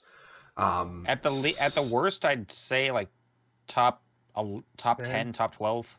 Yeah, so they'll have a chance to get a very good quarterback that they can probably try to build around, and I think that's what they need right now because, God damn, that is just... I'm going to go to PFFC real quick, what the current ranking is looking like here. Yeah, I'd actually be interested to hear that. What are the current rankings of college football quarterbacks? From 1 to 8 right now, Patriots, Panthers, Browns, Titans, Jets, Saints, Jags, Raiders. Oh, can you see who the prospects are? Let me quarterback. go into it real quick. Let's see. QB top ones are Milroe out of Alabama, Ward out of Miami, Sanders out of Colorado, Nussmeier out of LSU, Beck out of Georgia, Ewers out of Texas, Miller Moss out of USC, excuse me. Connor Wegman out of Texas A&M, Drew Aller out of Penn State, Kyle McCord out of Syracuse, Really? Jackson Dart from Mississippi. I don't know how much I take Kyle McCord. Well, I watched him play against Michigan last year as an Ohio State quarterback, and I don't know, man. I don't know if I trust him that These much. other guys. Jackson Dart out of Mississippi, Jalen Daniels out of Kansas, Riley Leonard out of Notre Dame, Graham Mertz out of Florida, Noah Fafita out of Arizona, Dylan Gabriel out of Oregon, Cade Klubnik out of Clemson, Brady Cook out of Missouri, Donovan Smith out of Houston, KJ Jefferson out of UCF, and DJ Ukulele out of Florida. Ukulele. God. I'm not pronouncing that name. I don't think he's getting. I don't feel like he's going to get drafted. I don't think he is. I don't think he should. But yeah, then for the Rams, I mean, you're 3-4, third in your division, tied with Arizona. I mean, what's the next move here? You got to keep winning games, which they did tonight. So we'll see how that continues for them. But damn, Rams and Arizona tied for second in the NFC West with Seahawks leading. Yeah. Yep. Next up, You're fucked, Panthers. I don't think I've seen anyone. I don't think I've seen anyone get killed this bad in the Capitol since Abe Lincoln. Because good Lord, Carolina, you got smacked. Also, I don't think was the Ford Theater in the Capitol. Yeah. No. Whoa, Andy! Whoa! Yeah. Whoa! Yeah. Whoa! Yeah. Let's see that again. Andy quick, Dalton, dude. Yeah. I mean, you can't fault him for that. That is at his head. You can't fault him for that. Okay, how fast did he pass that ball? Like, it was pretty fast. It was pretty quick. But what are you trying to do? Oh, I think he's trying to do play. I know what he's trying to do. Yeah. Slow-mo here. Slow-mo. How fast did he zip this at him? Because this is like a pass from like 3 feet, basically. Well, it's also he was not expecting a pat. Well, I don't think Sanders was ready for it. Yeah, he was not ready for it. And even if he was, I mean, that was off by like a few inches. And also, he was gonna get tackled like right there, probably incomplete. And he almost got hawked. He almost got hawked here. But yeah, 40-7 the final score. Commanders get the win. Dalton 11 for 16 for 93 yards, 2 interceptions, 2 sacks. Bryce Young came in. He went 2 for 2 for -4 yards. Rushing the ball, Chuba Hubbard 17 for 52 and a touchdown. Miles Sanders 3 for 34, and Xavier Leggett 1 for 6. Receiving, Davion Sanders 6 for 61, Johnson 1 for 17. Cocker 1 for 10, Thomas 2 for 4, and Leggett 2 for 3. For the Commanders, Marcus Mariota came in the game after Jalen Daniels went out early, only going 2 for 2 for 6 yards. Mariota went 18 for 23 for 205 with 2 touchdowns, no picks, and 1 sack. Brian Robinson Jr. 12 for 71 and a touchdown. Daniels 3 for 50, Nichols 7 for 42, Mariota 11 for 34, and Eckler 4 for 17 rushing. When we go to the receiving column, it was led by Scary Terry McLaurin, who went 6 for 98, Ertz 4 for 40 and a touchdown. That was the rib injury there, as you see from him. He just got smacked. Olamide Zacchaeus went 4 for 25 receiving. Damari Brown 1 for 23. Noah Brown 1 for 16. Ben Sinnott 2 for 6, and Austin Eckler 2 for 3. Even without the play of a very, very, very good rookie quarterback Jaden Daniels, this Washington team is coached very well and has a lot of weapons despite their age. Austin Eckler, Ertz is pretty up there in age too. Yeah, they're performing very well. Again, this also is a Panthers team that sucks, but they did get a 40 points out of it, which against any NFL team is something to say. For the Panthers, if the old lady was singing for Andy Dalton. That was gross. That's the Andy I knew and loved and also didn't love it sometimes. As far as the Panthers, if the fat lady was singing for the Titans and Browns, she is screaming in your ear right now because at 1-6 you're not doing jack diddly when it comes to the postseason. And it's time to be looking. It's that high note that shatters glass, but it's shattering in your skull as she's doing it in your ear. Take care of the dishes. It's kind of like looking like you guys need to look at a quarterback to grab in the draft, because I don't think Bryce Young's the option here. Maybe trading Bryce Young to another team, hoping that another team thinks that they can fix him, might be the right option to do here. So. Probably. He's still under rookie contract. It wouldn't be too much. Not a lot of money. Yeah, especially as a young guy, you could probably get a decently high draft pick for. I don't think a And first hell, if rounder. it's not but- even just and hell, if it's just his confidence is already shot to shit and he's ruined like Mac Jones was, then yeah, you can just cut him and leave him as a back or leave him as a backup. Yeah, get something for him.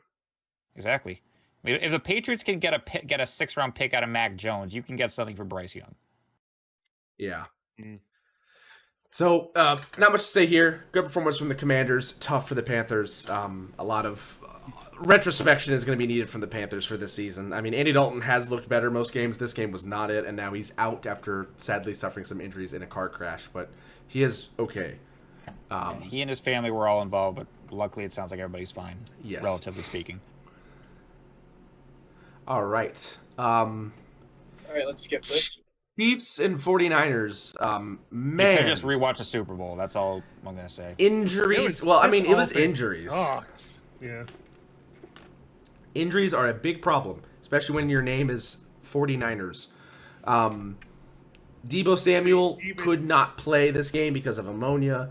Now you're going to have Brandon Ayuk out for the year. George Kittle's struggling with off and on injuries. And the defense just couldn't really... I mean, the defense got to Mahomes enough, but it just wasn't enough in the end, it feels like. He went 16 for 27 for 154, no touchdowns, 2 picks, 2 sacks. That's a horrible Mahomes line. But it does not seem like Patrick Mahomes at all. Running the ball was okay. 22 carries, 78 yards, and 2 touchdowns for Hunt. 5 carries and 39 yards and a touchdown for Mahomes. McCole Hardman, 2 for 38 and a touchdown. Carson Steele, 6 for 17. Samaje Perine, 2 for 6. People are saying Mahomes is the MVP still. No, they should not be. He does not have They the stats really at shouldn't be. all. Receiving for Kansas City, Gray 4 for 66, Perine 1 for 22, Xavier Worthy 3 for 19, McCole Hardman 1 for 17, Travis Kelce 4 for 17, and Watson 1 for 8. Moving on to the 49ers, probably one of the worst performances I've seen from Purdy. 17 for 31 for 212, no touchdowns, 3 picks, 1 sack. Those 3 picks were just some rough passes. The game against the Ravens last year is pretty bad too. Yeah, he's had some bad performances, but they are rare, to say the least. Still more consistent than guys like Richardson and even guys like Kirk Cousins, too. Rushing the ball, Mason, 14 for 58, Purdy, 8 for 27, and 2 touchdowns. Juszczyk, 1 for 14. Receiving, Kittle, 6 for 92, Jacob Cowing, 2 for 50, Ayuk, 2 for 23, Ricky Pearsall, 3 for 21, Mason, 2 for 11, Bell, 1 for 10, and Guerrero, 1 for 5. Just remember, Pearsall came back 2 months after being shot, and we still have not seen CMC. Well, yeah, the last thing you want to do is have, Achilles tendonitis and then rupture an Achilles, and you're out for the entire year. Hey, so long as Jordan Mason stays relatively healthy, and he's on my bench, I'll use him. Yeah, I mean, with so fucking cursed. They're on their third kicker. Look at it's Carlson. Third And kicker. actually getting it through the operate. Oh my god. No McCaffrey, no Kittle. Just wait. He's the third. It's the third kicker for them. A banged up Kittle. Banged up Kittle, yeah. No Moody. What a jump. So I think you're still waiting on Greenlaw to come back too on the defensive side of the ball. Bosa's been healthy, which is good. But this team just needs to get healthy, which is the biggest issue. I feel like that's the biggest issue for them. It's even year. Yeah, which is rough. And then for the Chiefs, Patrick Mahomes Patrick Mahomes every week better be buying his defense whatever the fuck they want to eat, because this defense has been the most impressive defense that I have seen in a long time, being able to win them games. Now, of course, there's some ref ball involved with the Chiefs. We all know this, and if you're denying it, wake the fuck up.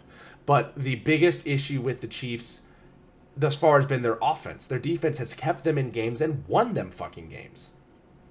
And now their offense is going to add an all-pro, one of the best receivers we've seen in the past 20 years of football, and it's only going to make them even better, because that is now a deep threat that they have, and they don't really have a deep threat on the team before Hopkins was there. They have a bunch of slot guys like Worthy or Perine even out of the backfield, and Kelce isn't as fast as he used to be and is more now running, drags or in or out routes. So now they have a guy that they can throw the ball to deep and go up and high point the ball and doesn't just outrun a guy. So this Chiefs team is looking even more dangerous. And if this whole thing about the Cooper Cup actually, like those rumors become true, Run this back a little bit. Run it back. Go to the beginning. A little bit more. Okay, go. What's happening here? Watch your bottom left. Watch bottom left. There's a hold and a block in the back at the same time. That is a hold and a block in the back all at the same time. You can see him tugging on the jersey and shoving him face first down. That's a flag. And they won't. It's the Chiefs. They won't I won't call it because the Chiefs are the new refs' darlings right now. Hey, good job for the kicker, or the punter in this case, getting in the way and slowing him down a little bit. Good job there. Any thoughts about the Chiefs in general? Because it just seems like it's like Thanos at this point. They're just inevitably going to get there. We've already been spoiled on the script. The three-peat's happening. What else is there to say? The NFL will move heaven and earth to make sure Mahomes gets his 4th ring in 3 years. I mean, the Chiefs are still undefeated. They're the only undefeated team. Another in the NFL. block in the back. Yeah. Was that Creed Humphrey there? Yeah, here's Creed, and then... Yep, both hands in the back plate. Yeah. Wow. And they're not even calling it. And I think they even missed a face mask there. Or he was just or Hunt was just adjusting his. I don't know. I think the line judge is smoking crack. I think the judges every time the Chiefs play need to be checked to have their bank accounts checked to see if they've been bribed. Get this fucking bullshit off my screen. Fucking hate the Chiefs. God damn it. Okay, right. So Steelers country, let's weld. Yeah, Russell Wilson's first start in the black and gold, and Devontae Adams' first start in the green and white.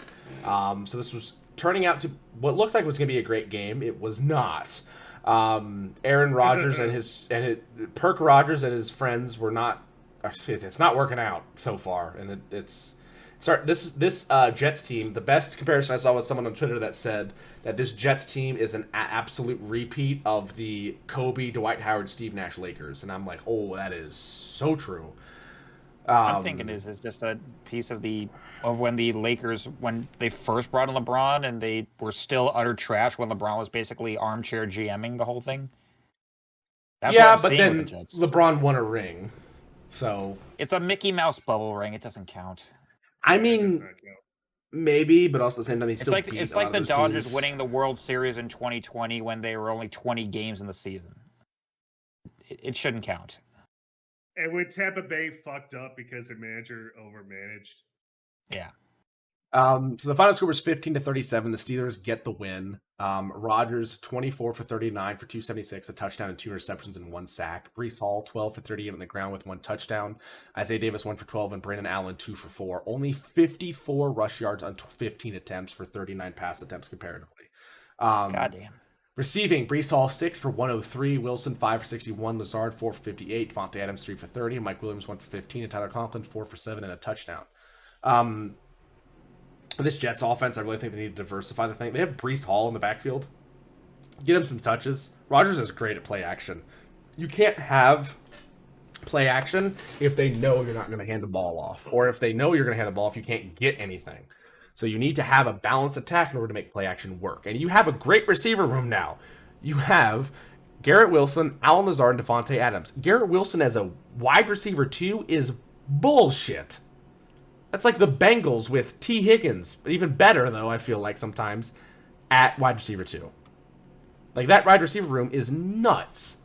They still need some tight end help, I feel like, but that's beside the point of this area.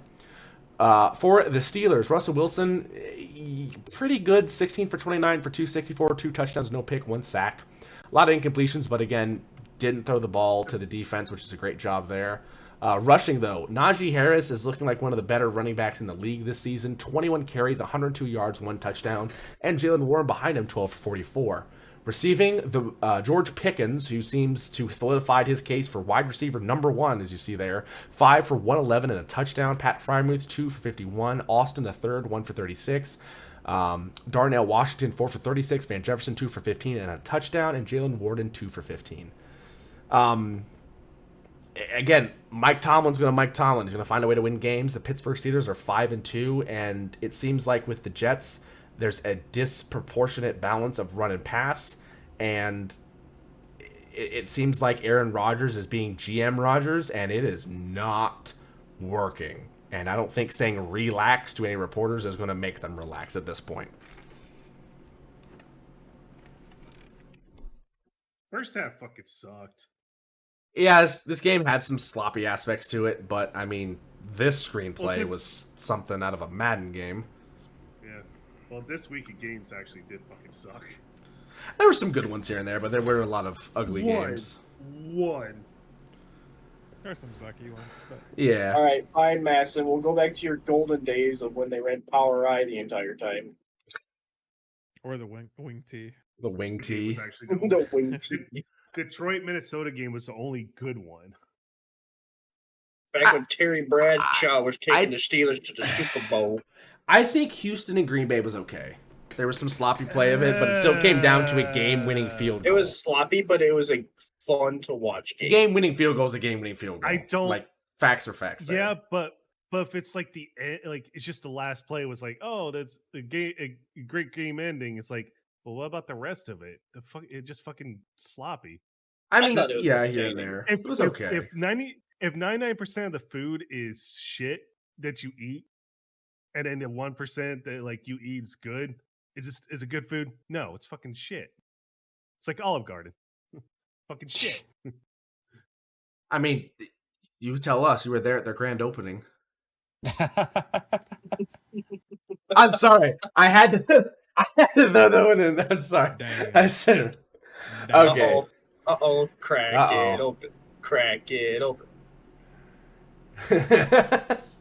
All right. But, I mean, yeah, Russell Wilson looks good. What do you guys feel like should be the option going forward? Is it Russell or is it going to be... Did you take 2 gulps?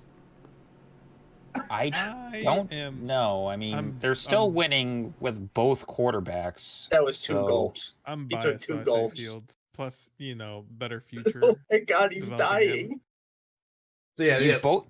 They've got them. He's got them both under at least a year. So. I mean, you gotta and figure Denver's out and Denver's paying most of Russell Wilson's contract Actually, too. So I heard there's a clause in Fields' contract that, or with the trade, that if he plays a certain amount of games, the draft pick, I think, drops from like a 4th round to a 6th round or something. It would go up. Or it goes up. Right. So if there's more, this is just like the DeAndre Hopkins trade. If DeAndre Hopkins plays a certain amount of snaps, that pick that is being sent from the Chiefs to the Titans goes from a 4th round pick to a 3rd round pick. So if the usage for not Russell Wilson, the other guy, Justin Fields, goes up and he plays a certain amount based on that trade contract, that pick will be a higher pick for the Bears because the Steelers are using him more often. It's kind of an incentive to see what's going to happen with that. Okay. Basically, it's kind of protection if like you trade a guy and he gets hurt, then you don't lose as high of a pick because you didn't get that much usage out of him, for instance. Oh my God! Yeah. That catch by Pickens and caught it. Again, how they're not playing Fields because of that protection. Oh, for Mike Tomlin, he's that petty. 200%. 200%. Also, again, George Pickens starting to seem like top half of receivers in the NFL. I don't think that's too far to say. Yeah. The guy can catch the fucking football. Briar Moose. Yeah. I mean, this Steelers team has been waiting for a really good quarterback. And I feel like Russell Wilson can be that, and other times Russell Wilson is this. Well, that's the thing. It's a weird because they've got 2 good quarterbacks. The question is, which do you pick at the end of the day? If you have to stick with one going forward. I feel like it's Wilson. He's just a better passer. He's not as athletic as Fields, but Wilson is a far better passer and decision maker. Some weeks though he won't be. And it does help that Denver's paying most of the contracts still. Oh, yeah. Oh, yeah. All right. Let's move on now to the first of 2. Why did the thing go away? What? Did you close out? No. Oh, there it is. No. Oh, joy. The Baltimore Ravens and Tampa Bay Buccaneers. This was one of two. Damn. This was one of two games on a Monday night. This was one that was available to the entire public if you had, ESPN or, any of the normal channels, basically. Cable, yes. But the other Monday night game, as you can see in the top left there a little bit, the Cardinals and the Chargers was only on ESPN, which... Plus. ESPN Plus. ESPN Plus, sorry. So, yeah, that's a little rough there. This game was a Lamar Jackson showcase and might have put him in some MVP conversations, though he's probably not a front runner at all yet. But this was like a statement win. I'm saying as I'm watching the Bucks get an easy touchdown here. 41-31 the final score. Tampa Bay started out winning 10-0 before the Ravens came back and scored 17 points in the second, uncontested, 17 points in the third, uncontested, and then 7 points in the fourth to make the game uneven. And then Tampa Bay somehow scored 21 points in the fourth quarter in the midst of trying to make a comeback but couldn't get it done at the very end. Lamar Jackson went 17 for 22 for 281, 5 touchdowns, 2 sacks. He also ran the ball 52 yards for 9 carries. Derrick Henry had another amazing game, 15 for 169. Flowers, 1 for 9, and Hill, 5 for 4.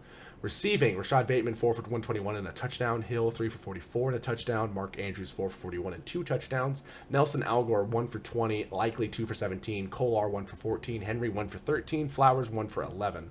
For the Buccaneers, Mayfield, 31 for 45 for 370, 3 touchdowns, but 2 interceptions and 3 sacks. Ricard White, 10 for 40. Tucker, 5 for 29. Bucky Irving, 9 for 23 and a touchdown. Baker Mayfield, 5 for 22. Jaden McMillan, 1 for 11. Receiving, Cade Otton, 8 for 100 yards. A great game for him. Ricard White, 6 for 72 and a touchdown. Or 71 and a touchdown. 2 touchdowns, excuse me. Chris Godwin, 7 for 65. Bucky Irving, 3 for 54. Mike Evans, 1 for 25 and a touchdown. Palmer, 1 for 16. Sterling Shepard, 1 for 15. Jaden McMillan, 3 for 15. And Sean Tucker, 1 for 9. The Buccaneers started out this game looking very in control of things. They got an early touchdown, and they were able to drive down the field and get more points off that. Again, going up 10-0 to start the first quarter, and then things fell apart quicker than you could say, where's Tom Brady? The Tampa Bay Buccaneers, as I said, scored 17 uncontested points in the second and the third quarter, equaling 34 uncontested points in total. So the Tampa Bay Buccaneers defense went from good to horrible, and their offense couldn't get anything done. And then the game seemed to be out of hand, but they continued to fight and battle, which you have to admire. And they scored 21 points in the fourth and looked like they might be an onside kick away from possibly being able to tie it up and force overtime. And then some stuff happened. Mike Evans got injured, and Chris Godwin suffered a season-ending injury. So people are now making the discussion, why were they out there? Mike Evans got hurt in the first quarter. Right. Mike Evans got hurt in the first quarter, but they were saying, why was the starters out there when they were down that much? And why did Chris Godwin... I don't know. But also another thing that I actually forgot about, because I left this out of the KDF news, and I was only reminded by a tweet I just saw. That hit that or injured Godwin, unpenalized hip drop tackle. We'll probably see it later on in this highlight reel, which we'll go to in a minute. But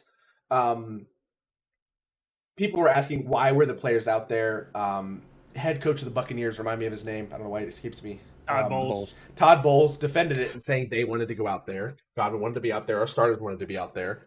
And defended that position. And I think it's fair. If guys want to be out there and you still have a chance to win, go for it, unless it's the end of the season and the win doesn't matter. If you're going into like week 16, 15 and the difference in when you winning or losing is just on the record and doesn't affect your playoff position, who cares? But in this situation, you're going into a week like 7 game and it's up in the air. And you're at 4 and after this loss, you're 4-3. If the win, you're at 5-2, and you're leading the NFC South. So there's a lot of stuff riding on this, and you don't, you can go out there and you can play. And why not play through the end and try to, show your best effort, make the score more manageable, so you're not looking at a 41-10 final score. You're looking at a 41-31 final score. So I defend that position. This is a good playing your players in the final bit of a game that's not that close. This isn't a Chargers moment where you're playing your guys and it doesn't matter if you win or lose at the very end of the season. So I'm fine with that. On the flip side, for the Ravens, by God, Bobby, this was something else. God damn it, Bobby. Yeah, Lamar Jackson went absolutely crazy. You saw him this week in fantasy, 33 fantasy points. Just an amazing performance, 17 for 22 for 281 and 5 touchdowns. Won me the week, baby. To counterpoint the earlier part, why did you stop him in the second and the third quarter, Todd Bowles?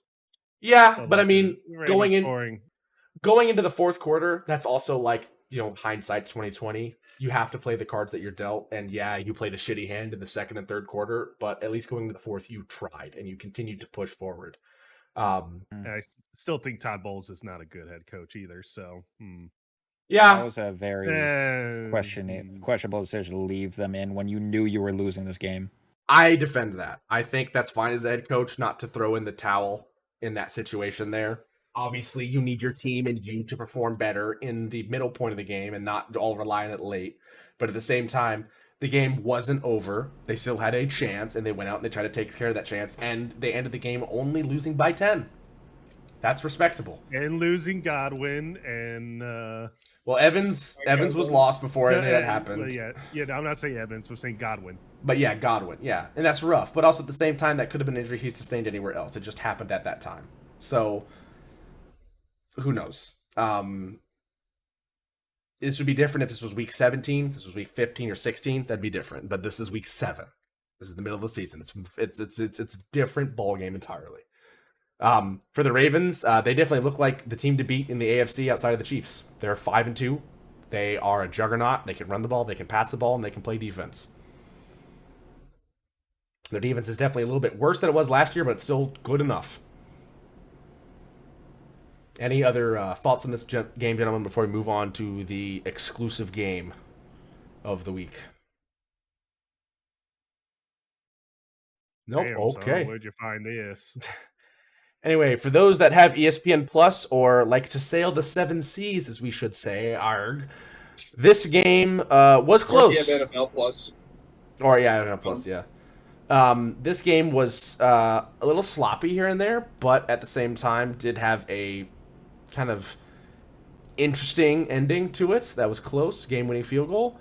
So. Oh look, Jalen Reagor. You wonder why Eagles got rid of him? Yeah. And the Patriots. 17-15, the final score. Cardinals get the win over the Chargers at home in State Farm Stadium. Justin Herbert, 27 for 39 for 349. No touchdowns, no picks, 3 sacks. A good day for him. Rushing, J.K. Dobbins, 14 for 40. Kamiki Vidal, 3 for 10. Herbert, 2 for 8. Hassan Haskins, 2 for 2.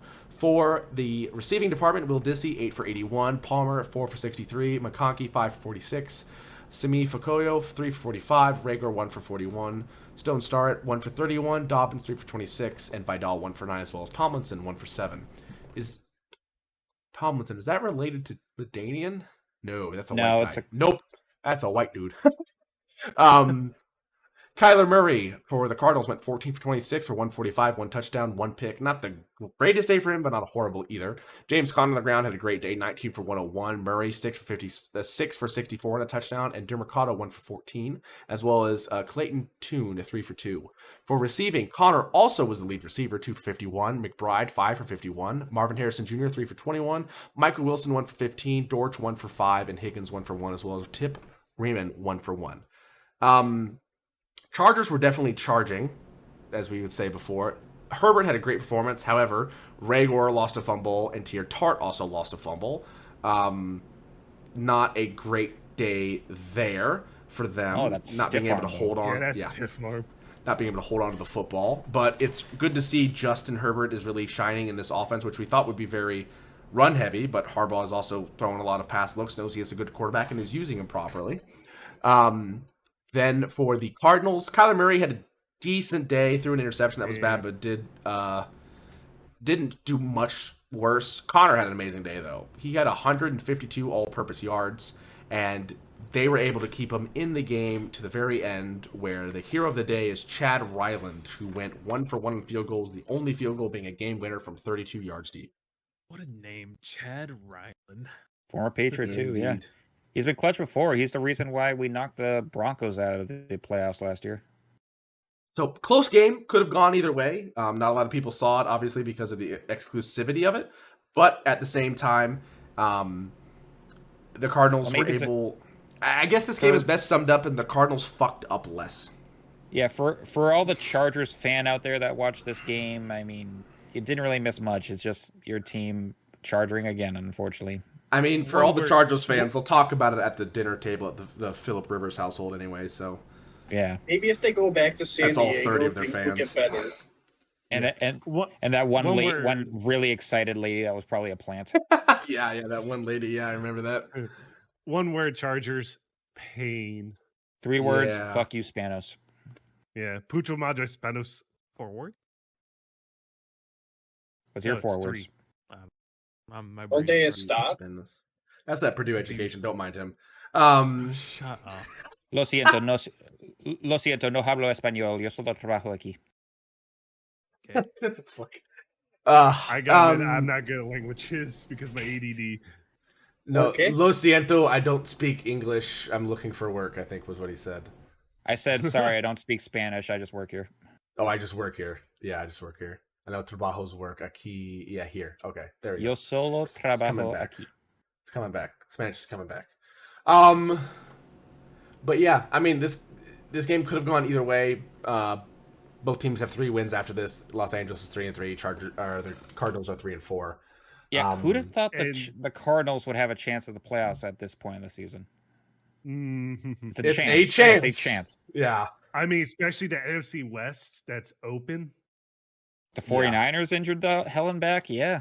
49ers are the Seahawks, bottom. Patriots. The 49ers are the bottom of that division, which is crazy. We should also take a look at the full standings once we're done with this. And But Seahawks are inconsistent. The Rams just no Aaron Donald. But the Rams also don't say The Rams die. were also kind of that's true. hurt to start the year. They're getting some of those pieces I back. feel like every year since the Super Bowl win for the Rams has been like another round that Rocky Balboa has been fighting, and that cut and bruising of his eye gets worse and worse, and he's just like, Adrian, just swinging, and he's connecting on some hits, but like, man, is it ugly. Adrian. So yeah, let's take a quick look at the game-winning field goal here. I like to think Sylvester Stallone sounds the way he does because all those punches were real in those movies. Yeah, they were. I tell you what. We had to do the Drago fight with like 18 takes. That's why he sounds like that. Those are some great movies. Not me. All right. Here are the full standings. We'll take a quick look at them before we get into our predictions for next week. When we go to the AFC East, Bills are 5-2, Dolphins are 2-4, Jets are 2-4, Patriots are 1-6. AFC North still kind of close, 5-2 for both the Ravens and Steelers, and the Bengals are not far behind at 3-4, and then the Browns are in the basement at 1-6. The South for the AFC, Texans 5-2, Colts 4-3, then Jacksonville's 2-5, and Tennessee is 1-5. For the West, Kansas City is 6-0, some fucking how. The Broncos are 4-3, Chargers are 3-3, and Vegas is 2-5. Moving on to the NFC, Commanders are 5-2, Eagles are 4-2, Cowboys are 3-3, and Giants are 2-5. If you'd have told me the Commanders were leading the National Football or the NFC East at any point in the season post Week 3, I would have told you you're nuts. But here we are. For the NFC North, the Lions. Yeah, the division to beat in the NFL. Lions 5-1, Vikings 5-2 after tonight, Packers 5-2, and Bears 4-2. Bears can't catch a break. Their best season in a long time, and they're still bottom of the division. For the NFC South, Falcons 4-3, Buccaneers 4-3, Saints 2-5, and Carolina Panthers 1-6. NFC West, Seahawks 4-3, Cardinals 3-4, Rams 3-4, and San Francisco 49ers 3-4. The most mid division in football right now. And then conference standing, just to see how it all looks up from top to bottom. Chiefs, Texans, Ravens, Bills, Steelers, Colts, Broncos, Chargers, Bengals, Dolphins, Raiders, Jets, Jaguars, Titans, Browns, and Patriots. They're 4-3. They're above Chargers, Bengals, Dolphins, and Raiders. Even the Jets too. You forgot they faced against the Saints this last week. Yeah. For the NFC, Lions, Commanders, Vikings, Packers, Bears, Eagles, Seahawks, Falcons, Buccaneers, Cowboys, Cardinals, Rams, 49ers, Saints, Giants, Panthers. Out of the teams top are there now. The entire NFC North is in here. The top 7 teams, right? Out of the top 7 teams, One of them is not in NFC North. The NFC runs to the north, baby. 1, 2, and then also a top. I guess it's say 5 teams because there's a massive tie for second or third place. Yeah. Lions, Commanders, I'm looking at Vikings, this. Packers, 1, Bears. 2, 5, 6, 7, 8, 3, 4. Yeah, because 3 and 4 are way below, but they're in. Right, because division leader, division division leaders. leader, Okay, I division see. leader, or well, no, division leader, and division I leader, see. division leader. Same way, division leader, division leader, division leader, division. This is the way it should be. The NFC. Okay, then yeah. Fuck dog. Yeah, the numbering is throwing me off. My OCD is flaring up. Yeah. You know why? Because AFC North is just so tough. Fuck all the other divisions. Yeah. So like, if the And playoffs were to it's- happen, We're here. It's Detroit is the first seed. There you go. You can do playoffs. is it what 7 teams, right? If I remember correctly, Yes, 7. seven. So It's cut seven. off here, and then you have But for this, oh my god, 1, 2, 3, 4. 4. Oh. I told you there could be 4 teams from the NFC North in the playoffs. Oh my god! I think the only way that's going to happen is If Chicago every goes on a roll, every NFC North team needs to go 500 against each other. Yeah. Yes. Yes. You're right. Pretty much. All right, let's agree for Gorlami's team to lose against the Bears for one of them. All right, Mamba, real quick. Who was your MVP Okay, you're of really the week? you're really pushing it. Oh wait, we have one more game to cover. before we go Minnesota there. Rams. Yeah. Minnesota Rams. Oh yeah. 30-20, the final score. The Rams pull off a victory against a very tough Minnesota team. Bit of a underdog victory here. Darnold went 18 for 25 for 240 for 2 touchdowns and 3 sacks, a 128.8 rating.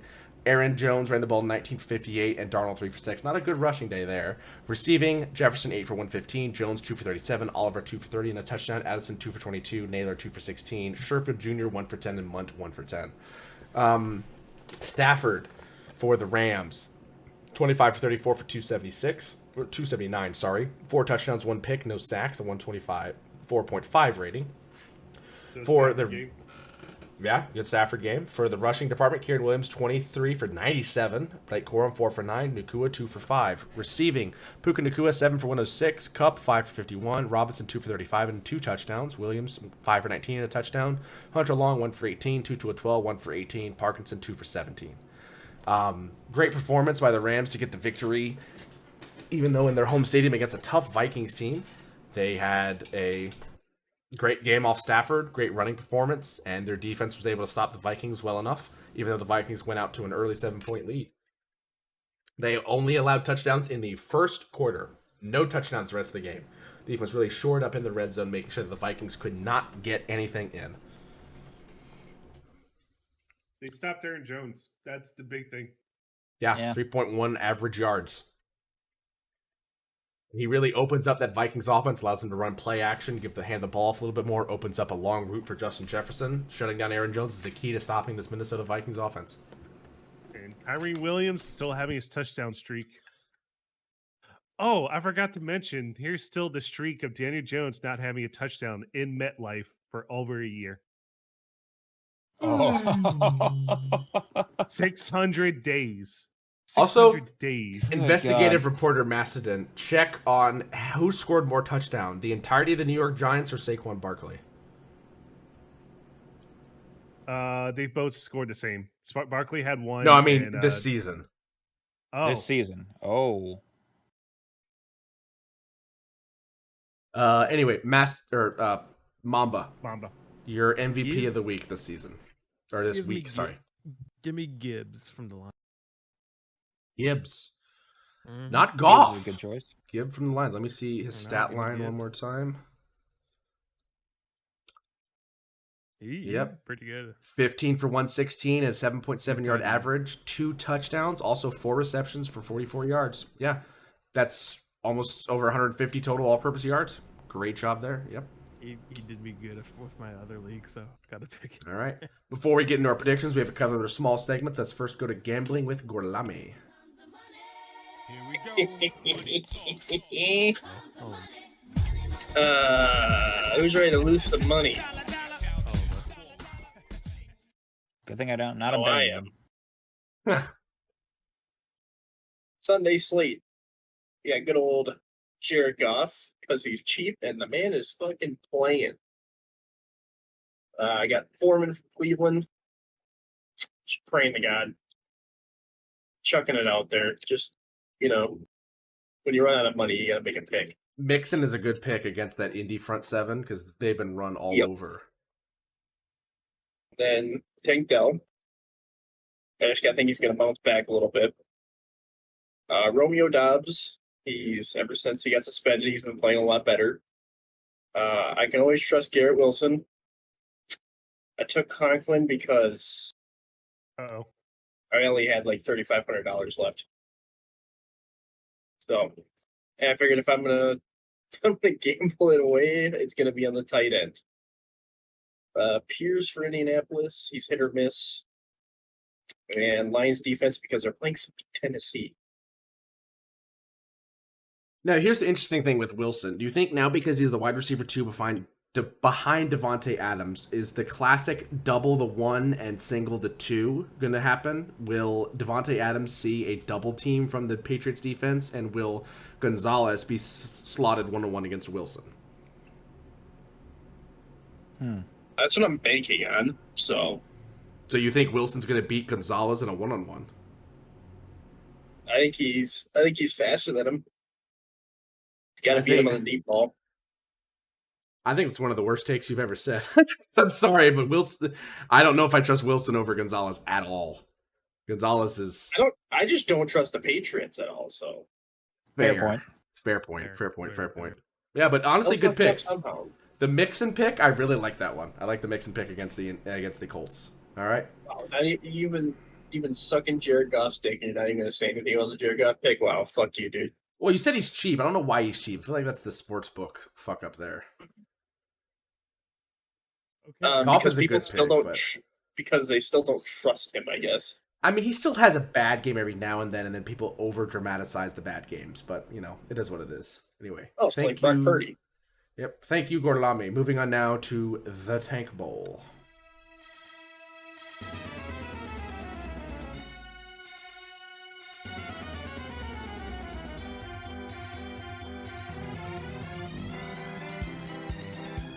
Does he finally take his team out?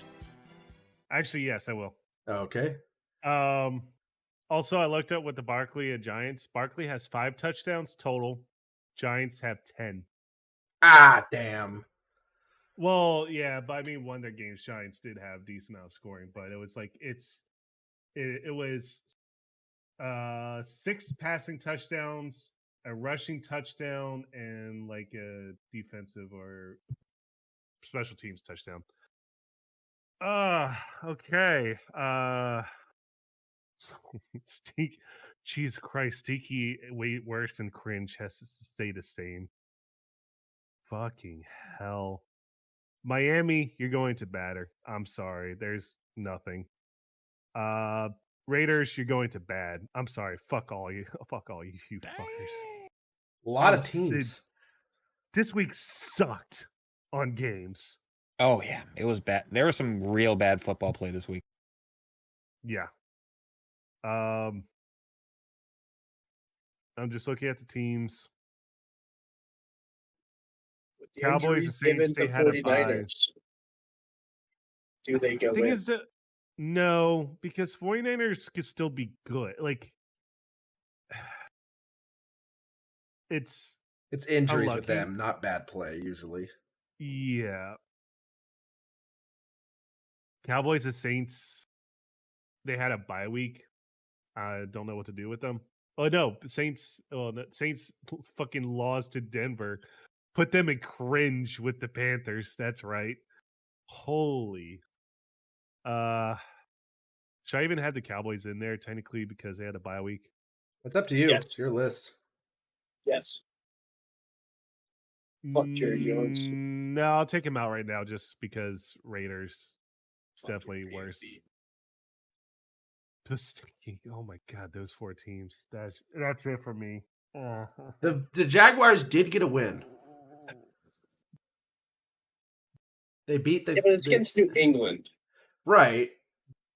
So would that put them in cringe? No, still stinky.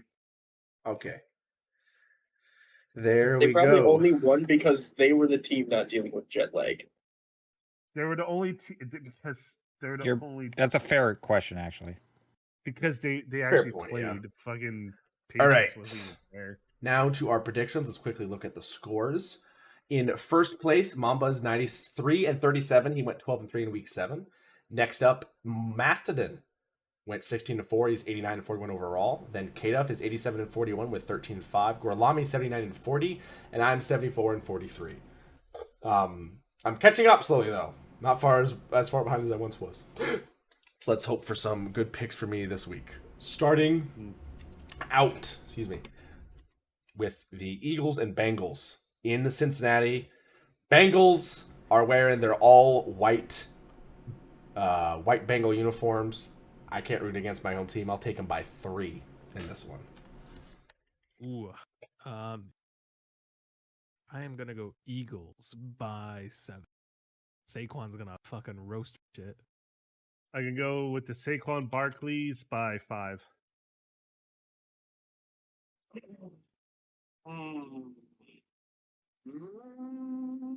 Is it the point of the year where Joe Burrow plays a lot better? Yes. I think it is. Give me Nick Sirianni fucking up by 4. Don't keep your hopes. Give me the Eagles by 10. You two in favor of the Eagles. Okay. I will stand with you, Lob. You stood with me with the Packers when no one else did. Yep. I'll fall on the hill with you. All right. Next up, Ravens Browns. Should we just all put Baltimore? Yeah, just put Baltimore. Will the For Browns all of us. win this? Ravens. Both the Kaduff, Nethermore. Ravens by 17 for me. I think it's pretty easy. It's the opposite of the massage by 20. Baltimore by 19. Baltimore by 21. The actual model citizens by 17. The actual model citizens is crazy. All right. Titans, Lions. I think this is another one that's going to be. Just put Detroit. Everyone's Detroit. I'm not doing all the. Everyone's Detroit. Actually, fuck it. I'll do it for everyone. I'll take Detroit. It's like an Eminem concert. We're all Detroit here. Yeah. I got the Gophers by 24. I'll take them by 10. Okay. Hold on, let me. Detroit by 15. Yeah, I'll take the kneecap biters by 12. Do it for Hutch by 19. Do it for Hutch. All right, next up, probably is going to be a closer game. Dolphins, Cardinals. There is Tua back, so we have to take that into account. Is Tua starting this week? He is playing. I think still no guarding cap. I think that Tua being back is going to be very important for the Dolphins, and I think it's going to be kind of a surge for them to see their main guy back. So I'll actually take the Dolphins in this one by 3.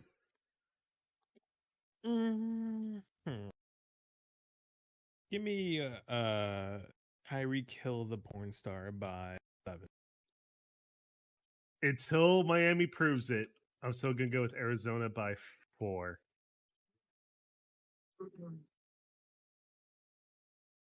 I'm actually gonna be in my.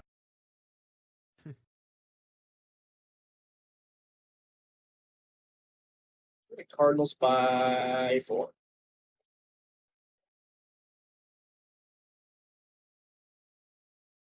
Give me the world's shortest Call of Duty player by 3.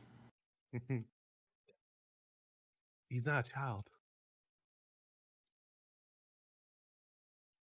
A child. Hey, fucking 10-year-olds play this useless ass game now. Right. Next What is an M rating anymore? Jets, Patriots. The Jets have to bounce back, and I'm sorry, K-Duff, but the Patriots do not look great. I'm taking the Jets by 7 in this one. No, I'm in agreement here. Give me the Rodgers by 14. Rodgers and friends. Mr. Rodgers. Mr. Rodgers.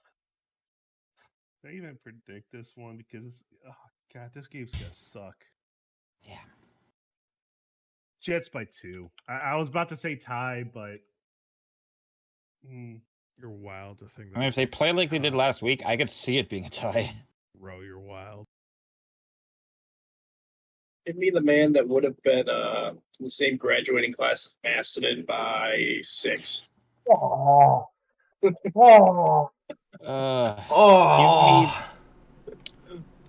Give me the 2018 Green Bay Packers roster by 2. Yeah. I'm sorry, buddy. No, How you're old not. is Roger? I'm not. He's How old is 39. Roger? So 7-year difference. Fuck off. It's only a 70. 7-year difference? I'm 32, you ass. Not that old, Holy Gorlami. shit, he's halfway to death already. What the fuck? Gorlami, I'm here for a good time, not a long time. That's all I have to say. Jeez. I'm 29. Respect your elders, young man. At least when Mastodon has facial hair, it looks like it doesn't look like Nacho Libre. That's fair. I mean, it's growing back. It's growing back. Yeah, there's some stubble. I forgot I'm blonde, so the fucking lighting. More doesn't help. progress than I would have had in a week, so. That is true. All right, next up, Tampa Bay Buccaneers and Atlanta Falcons from Tampa. Buccaneers got to bounce back after a tough loss. No Chris Godwin, but at the same time, I think Baker Mayfield is going to be able to carry this team. I'll take them by 3 in a close one.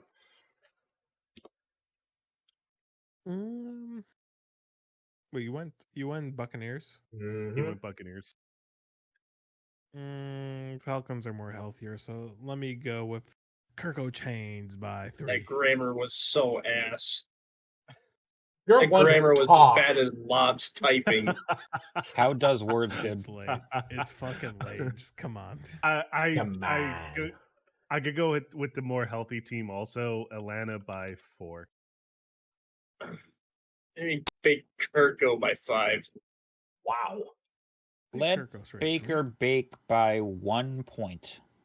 Thought I was going to be alone here. Oh my gosh. I could see either or, but I'm gonna go with health, like injuries and all that. That's why. Stands alone inside love. Yeah. Who sings that song, Gorlami? Godsmack. They're from my state. Yeah, why don't you let them do it? Anyway, I'll take the Packers.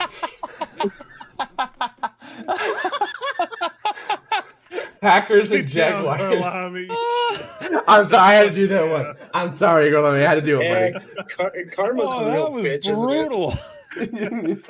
Karma is a real bitch. All right, now Maston's gonna laugh the rest of the episode. God damn it, he's gone. I fucking gone. He's gone. Good Lord, he's gone. But Green Bay by how much while I'm laughing? Yeah, Packers and Jaguars. It's in Jacksonville. The Jaguars are what the fuck, mama? The Jaguars are gonna be jet lagged. Jaguars are gonna be jet lagged. I'll take the Packers in this one I'll take them by 10, I think. That was 10? You fill out 10? Yes, 10. Gorlami, this is the only time I'm ever gonna pick the Packers. Okay, Packers. By I appreciate 3. you. You're I welcome. appreciate you I so swear you much. picked the Packers before. You look a lot better with a Packer logo above your head. Fuck right. Green Bay by 20 because Doug Peterson's a dumbass. Yeah, give me the green and gold by 17. Go Pack Go. They're going to destroy Jags like Lob destroyed Gorlami with that joke. Give me them by 16. Colts Texans. Texans had a bad week in Lambeau, and I think they're going to be able to bounce back in this one, figure out what the problems were with the passing game, and really take advantage of this Colts team that is still struggling to figure a lot of things out. So I will take the Texans in this one by 10. Let's do 10 here. Just seemed to shock, dude. I'm gonna go Texans by 14. Both teams had a bad week. Do you think Indianapolis looked good when they have Joe Flacco on the bench? Houston by 5. The Houston Divas by 10. Give me the Texans by 7. Next up, we got a game between the Saints and the Chargers. Chargers coming off a bad loss. Saints coming off a bye week. No, it wasn't bye week. They had Thursday night game last Oh, week. they did have a Thursday night game. That is right. They had a Thursday night game. Who's gonna fuck up worse? So like a half Tank bye ball, week. tank ball. Not a tank bowl. No, Chargers are still not really. in the race. Chargers are still in the race. The Saints kind of still are. I'm taking the Chargers in this one by 5. The Jets Patriots is the tank bowl. Yeah. Yeah, I mean, I like them Chargers, even though they need some more fans. So give me the Chargers by 7. Saints are more ass than the Chargers could take the pain. Chargers by 8.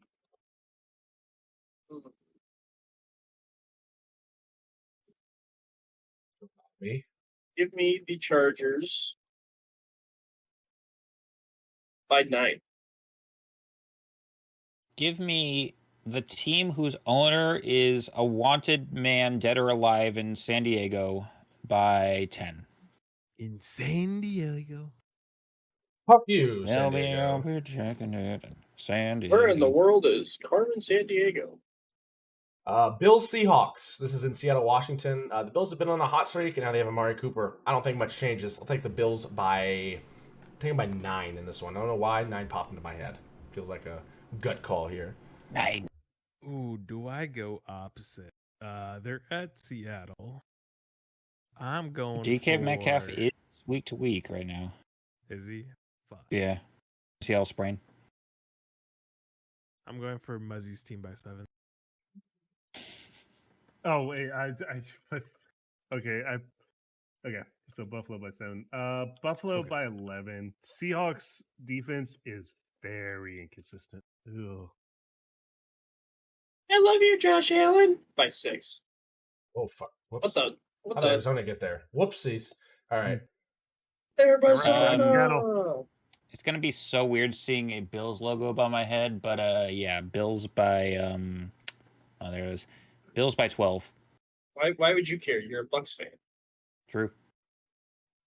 All right. Next up, Panthers Broncos. Broncos are a little bit better than they used to be, but still, Bo Nix has actually looked decent. And no Andy Dalton means no chance. So Sean Payton's going to destroy him. I'm going to take it by 24. It's not going to be pretty. The Broncos aren't that good, but golly, do the Panthers suck. Yeah. Give me Bo Horse Jackson Nick by 14. Fuck it. Give me the team whose owner does not throw alcohol at random fans by 19. Give me Jim Leonard's defense by 10. Oh yes, I think guys are short selling the Panthers a little bit. I feel like Bryce Young could have a bounce back year and show what he's really made of. So by that being said, Broncos by 38. Crap! Dear God. Okay. He Wow. doesn't care. He doesn't care because the closest just for that joke. Just for that joke, he doesn't care if he's closest to points or not. Yeah. I just know that they are going to be horribly embarrassed. Chiefs, Raiders from Vegas. The Chiefs have now DeAndre Hopkins, and the Raiders don't have a defensive quarterback. The refs by 10. Yeah. The refs by 14. Kansas City by 20 because Antonio Pierce, I don't know if you're a good coach now. It's being iffy. This is his first year. But as I said, some decision making these past few games just Gotta give this him is Freddie some Kitchen. time. This is Freddie Kitchen's level of imbecile at times.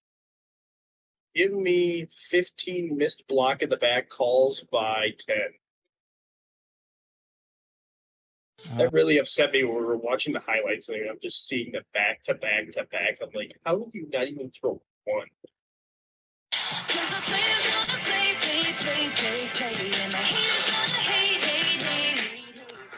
By 13. Can we kick him? Oh, really? It's not that bad, I'll be honest. Bop. So who guessed this game would actually be against two teams fighting for a division lead? The sad thing is this might not be Jaden Daniels versus Caleb Williams. Yeah, it might be Marcus Mariota. Yeah. I'm Apparently Daniels is practicing this week, or they're trying to get him to practice, so who knows? They did say he was week to week when his rib injury is not terrible. Like They might could just play, keep up and try to debatable. hope he doesn't get sacked. I'm sorry though. The rest of the Commanders team has looked a lot better. I'll take him by 5. I'm going Bears by 7, as you know. This is a tough one, but I gotta give it more to Chicago's defense. This is less Washington be bad, but Chicago's defense I think is better than the Washington's defense by 4. I can see either team winning. In all seriousness. Oh yeah. See, I think the Bears are gonna win, but I want to go against them, so I'm gonna go Commanders by 3. Oh, switch up. Switch. For how many times Mamba has gone against my team, I have to do it to him. He went with the Packers today, though. Yes, but previous weeks. Oh, and he was wrong. Look who the Packers are facing against too. So yeah. All right, K-Duff, your pick. Give me the Commanders by 6. Right.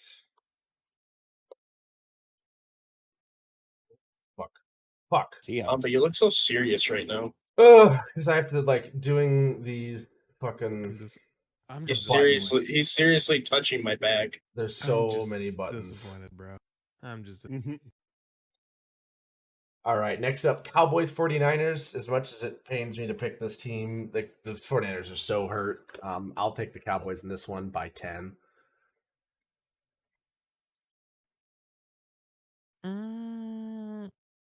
Nah, fuck them Cowboys. Give me the 49ers by 7. It's the Cowboys in prime time with Mike McCarthy as coach, San Fran by 3 because Mike McCarthy is going to fuck up in some way. Gorlami? In Kittle, we trust. Wow. Niners by 6. Fuck Jerry Jones and everything he fucking stands for. I think you guys already know what I'm going to say, but how about them Niners by 3? Yep. I'm alone with the Cowboys there. That's odd. I mean, you're probably more likely one to win, but everyone knows that the 49ers just always have the Cowboys. Giants Steelers on Monday night, one Monday night game, and it's on ABC. So there you go. As much as I hate to, say this team's gonna win because I don't like them. Steelers, Giants can't do jack shit. Just run Najee Harris away from Dexter Lawrence and you win the game. I'll give the Steelers the win by 13 here. Not the Steelers, dude. Give me Russell Wilson. Having some Heinz Ward PTSD right now. How much? 7. Daniel Jones is going to get sacked 9 times, and that's how much Pittsburgh's going to win by. Wow. Double call there. He got sacked 7, almost. That was against your defensive line, though, which is very, very good. TJ Watt is basically the Pittsburgh Steelers. Yeah. All right. Yeah. What's the offensive line for the Giants right now? With I forgot who got hurt. Andrew Thomas. Evan Neal there, who's basically a turnstile. Yeah, pretty much. You're Lama, you're up. Give me the Scotty boy TJ Watt by 12. Steelers gonna win by 13. Right. Steelers Monday Night Super Bowl. Steelers could go out there with Bradshaw right now and still probably win. Yeah. All right. And not like Bradshaw back in the day. Bradshaw. The Week 9 Thursday night. Yep, that's what I'm going to. Oh yeah. And I think how bad can it be? It would click. Hello. There we go. Texans Jets. This is from MetLife. We all know MetLife's record this season in prime time. Not going to change. Houston by 14. Houston by 10. Houston by 11. Are you really? I just thinking of my number. Okay, it's difficult. Okay. Houston by 14. Strouds by 13. Go. Strouds. And those are our predictions for Week 8 as well as the Week 9 Thursday night games. Houston on Thursday nights. We have no problems. Right. that is our show for this week. A bit of a long one, I will admit. A lot of stuff to talk about. Big injuries, big stuff happening. Broken microphone. Yeah, a broken microphone, and yeah, a lot more to talk about there. So thank you for sticking around for the entirety of the episode. We hope you enjoyed. Make sure to leave a like on the video and subscribe to our channel if you enjoy it. We have new videos for you out every single week at 12 p.m. Eastern. Our PM is noon, right? Noon Friday every week. So we hope you enjoyed the episode. For myself, for Macedon, for Mama, for K-Duff, and for Gorlami, thank you for watching the Football Studio. We hope you enjoy the football this week. A lot of good games, both the college and NFL side of things. We're in the midweek madness of it all. We're officially going into the halfway point of the NFL season, basically. So, half full or half empty, however you take it. The season has still got a lot to go, so make sure you enjoy the ride. And most importantly, run the damn ball. Have a good night. Macedon has outdrank me 3 episodes in a row.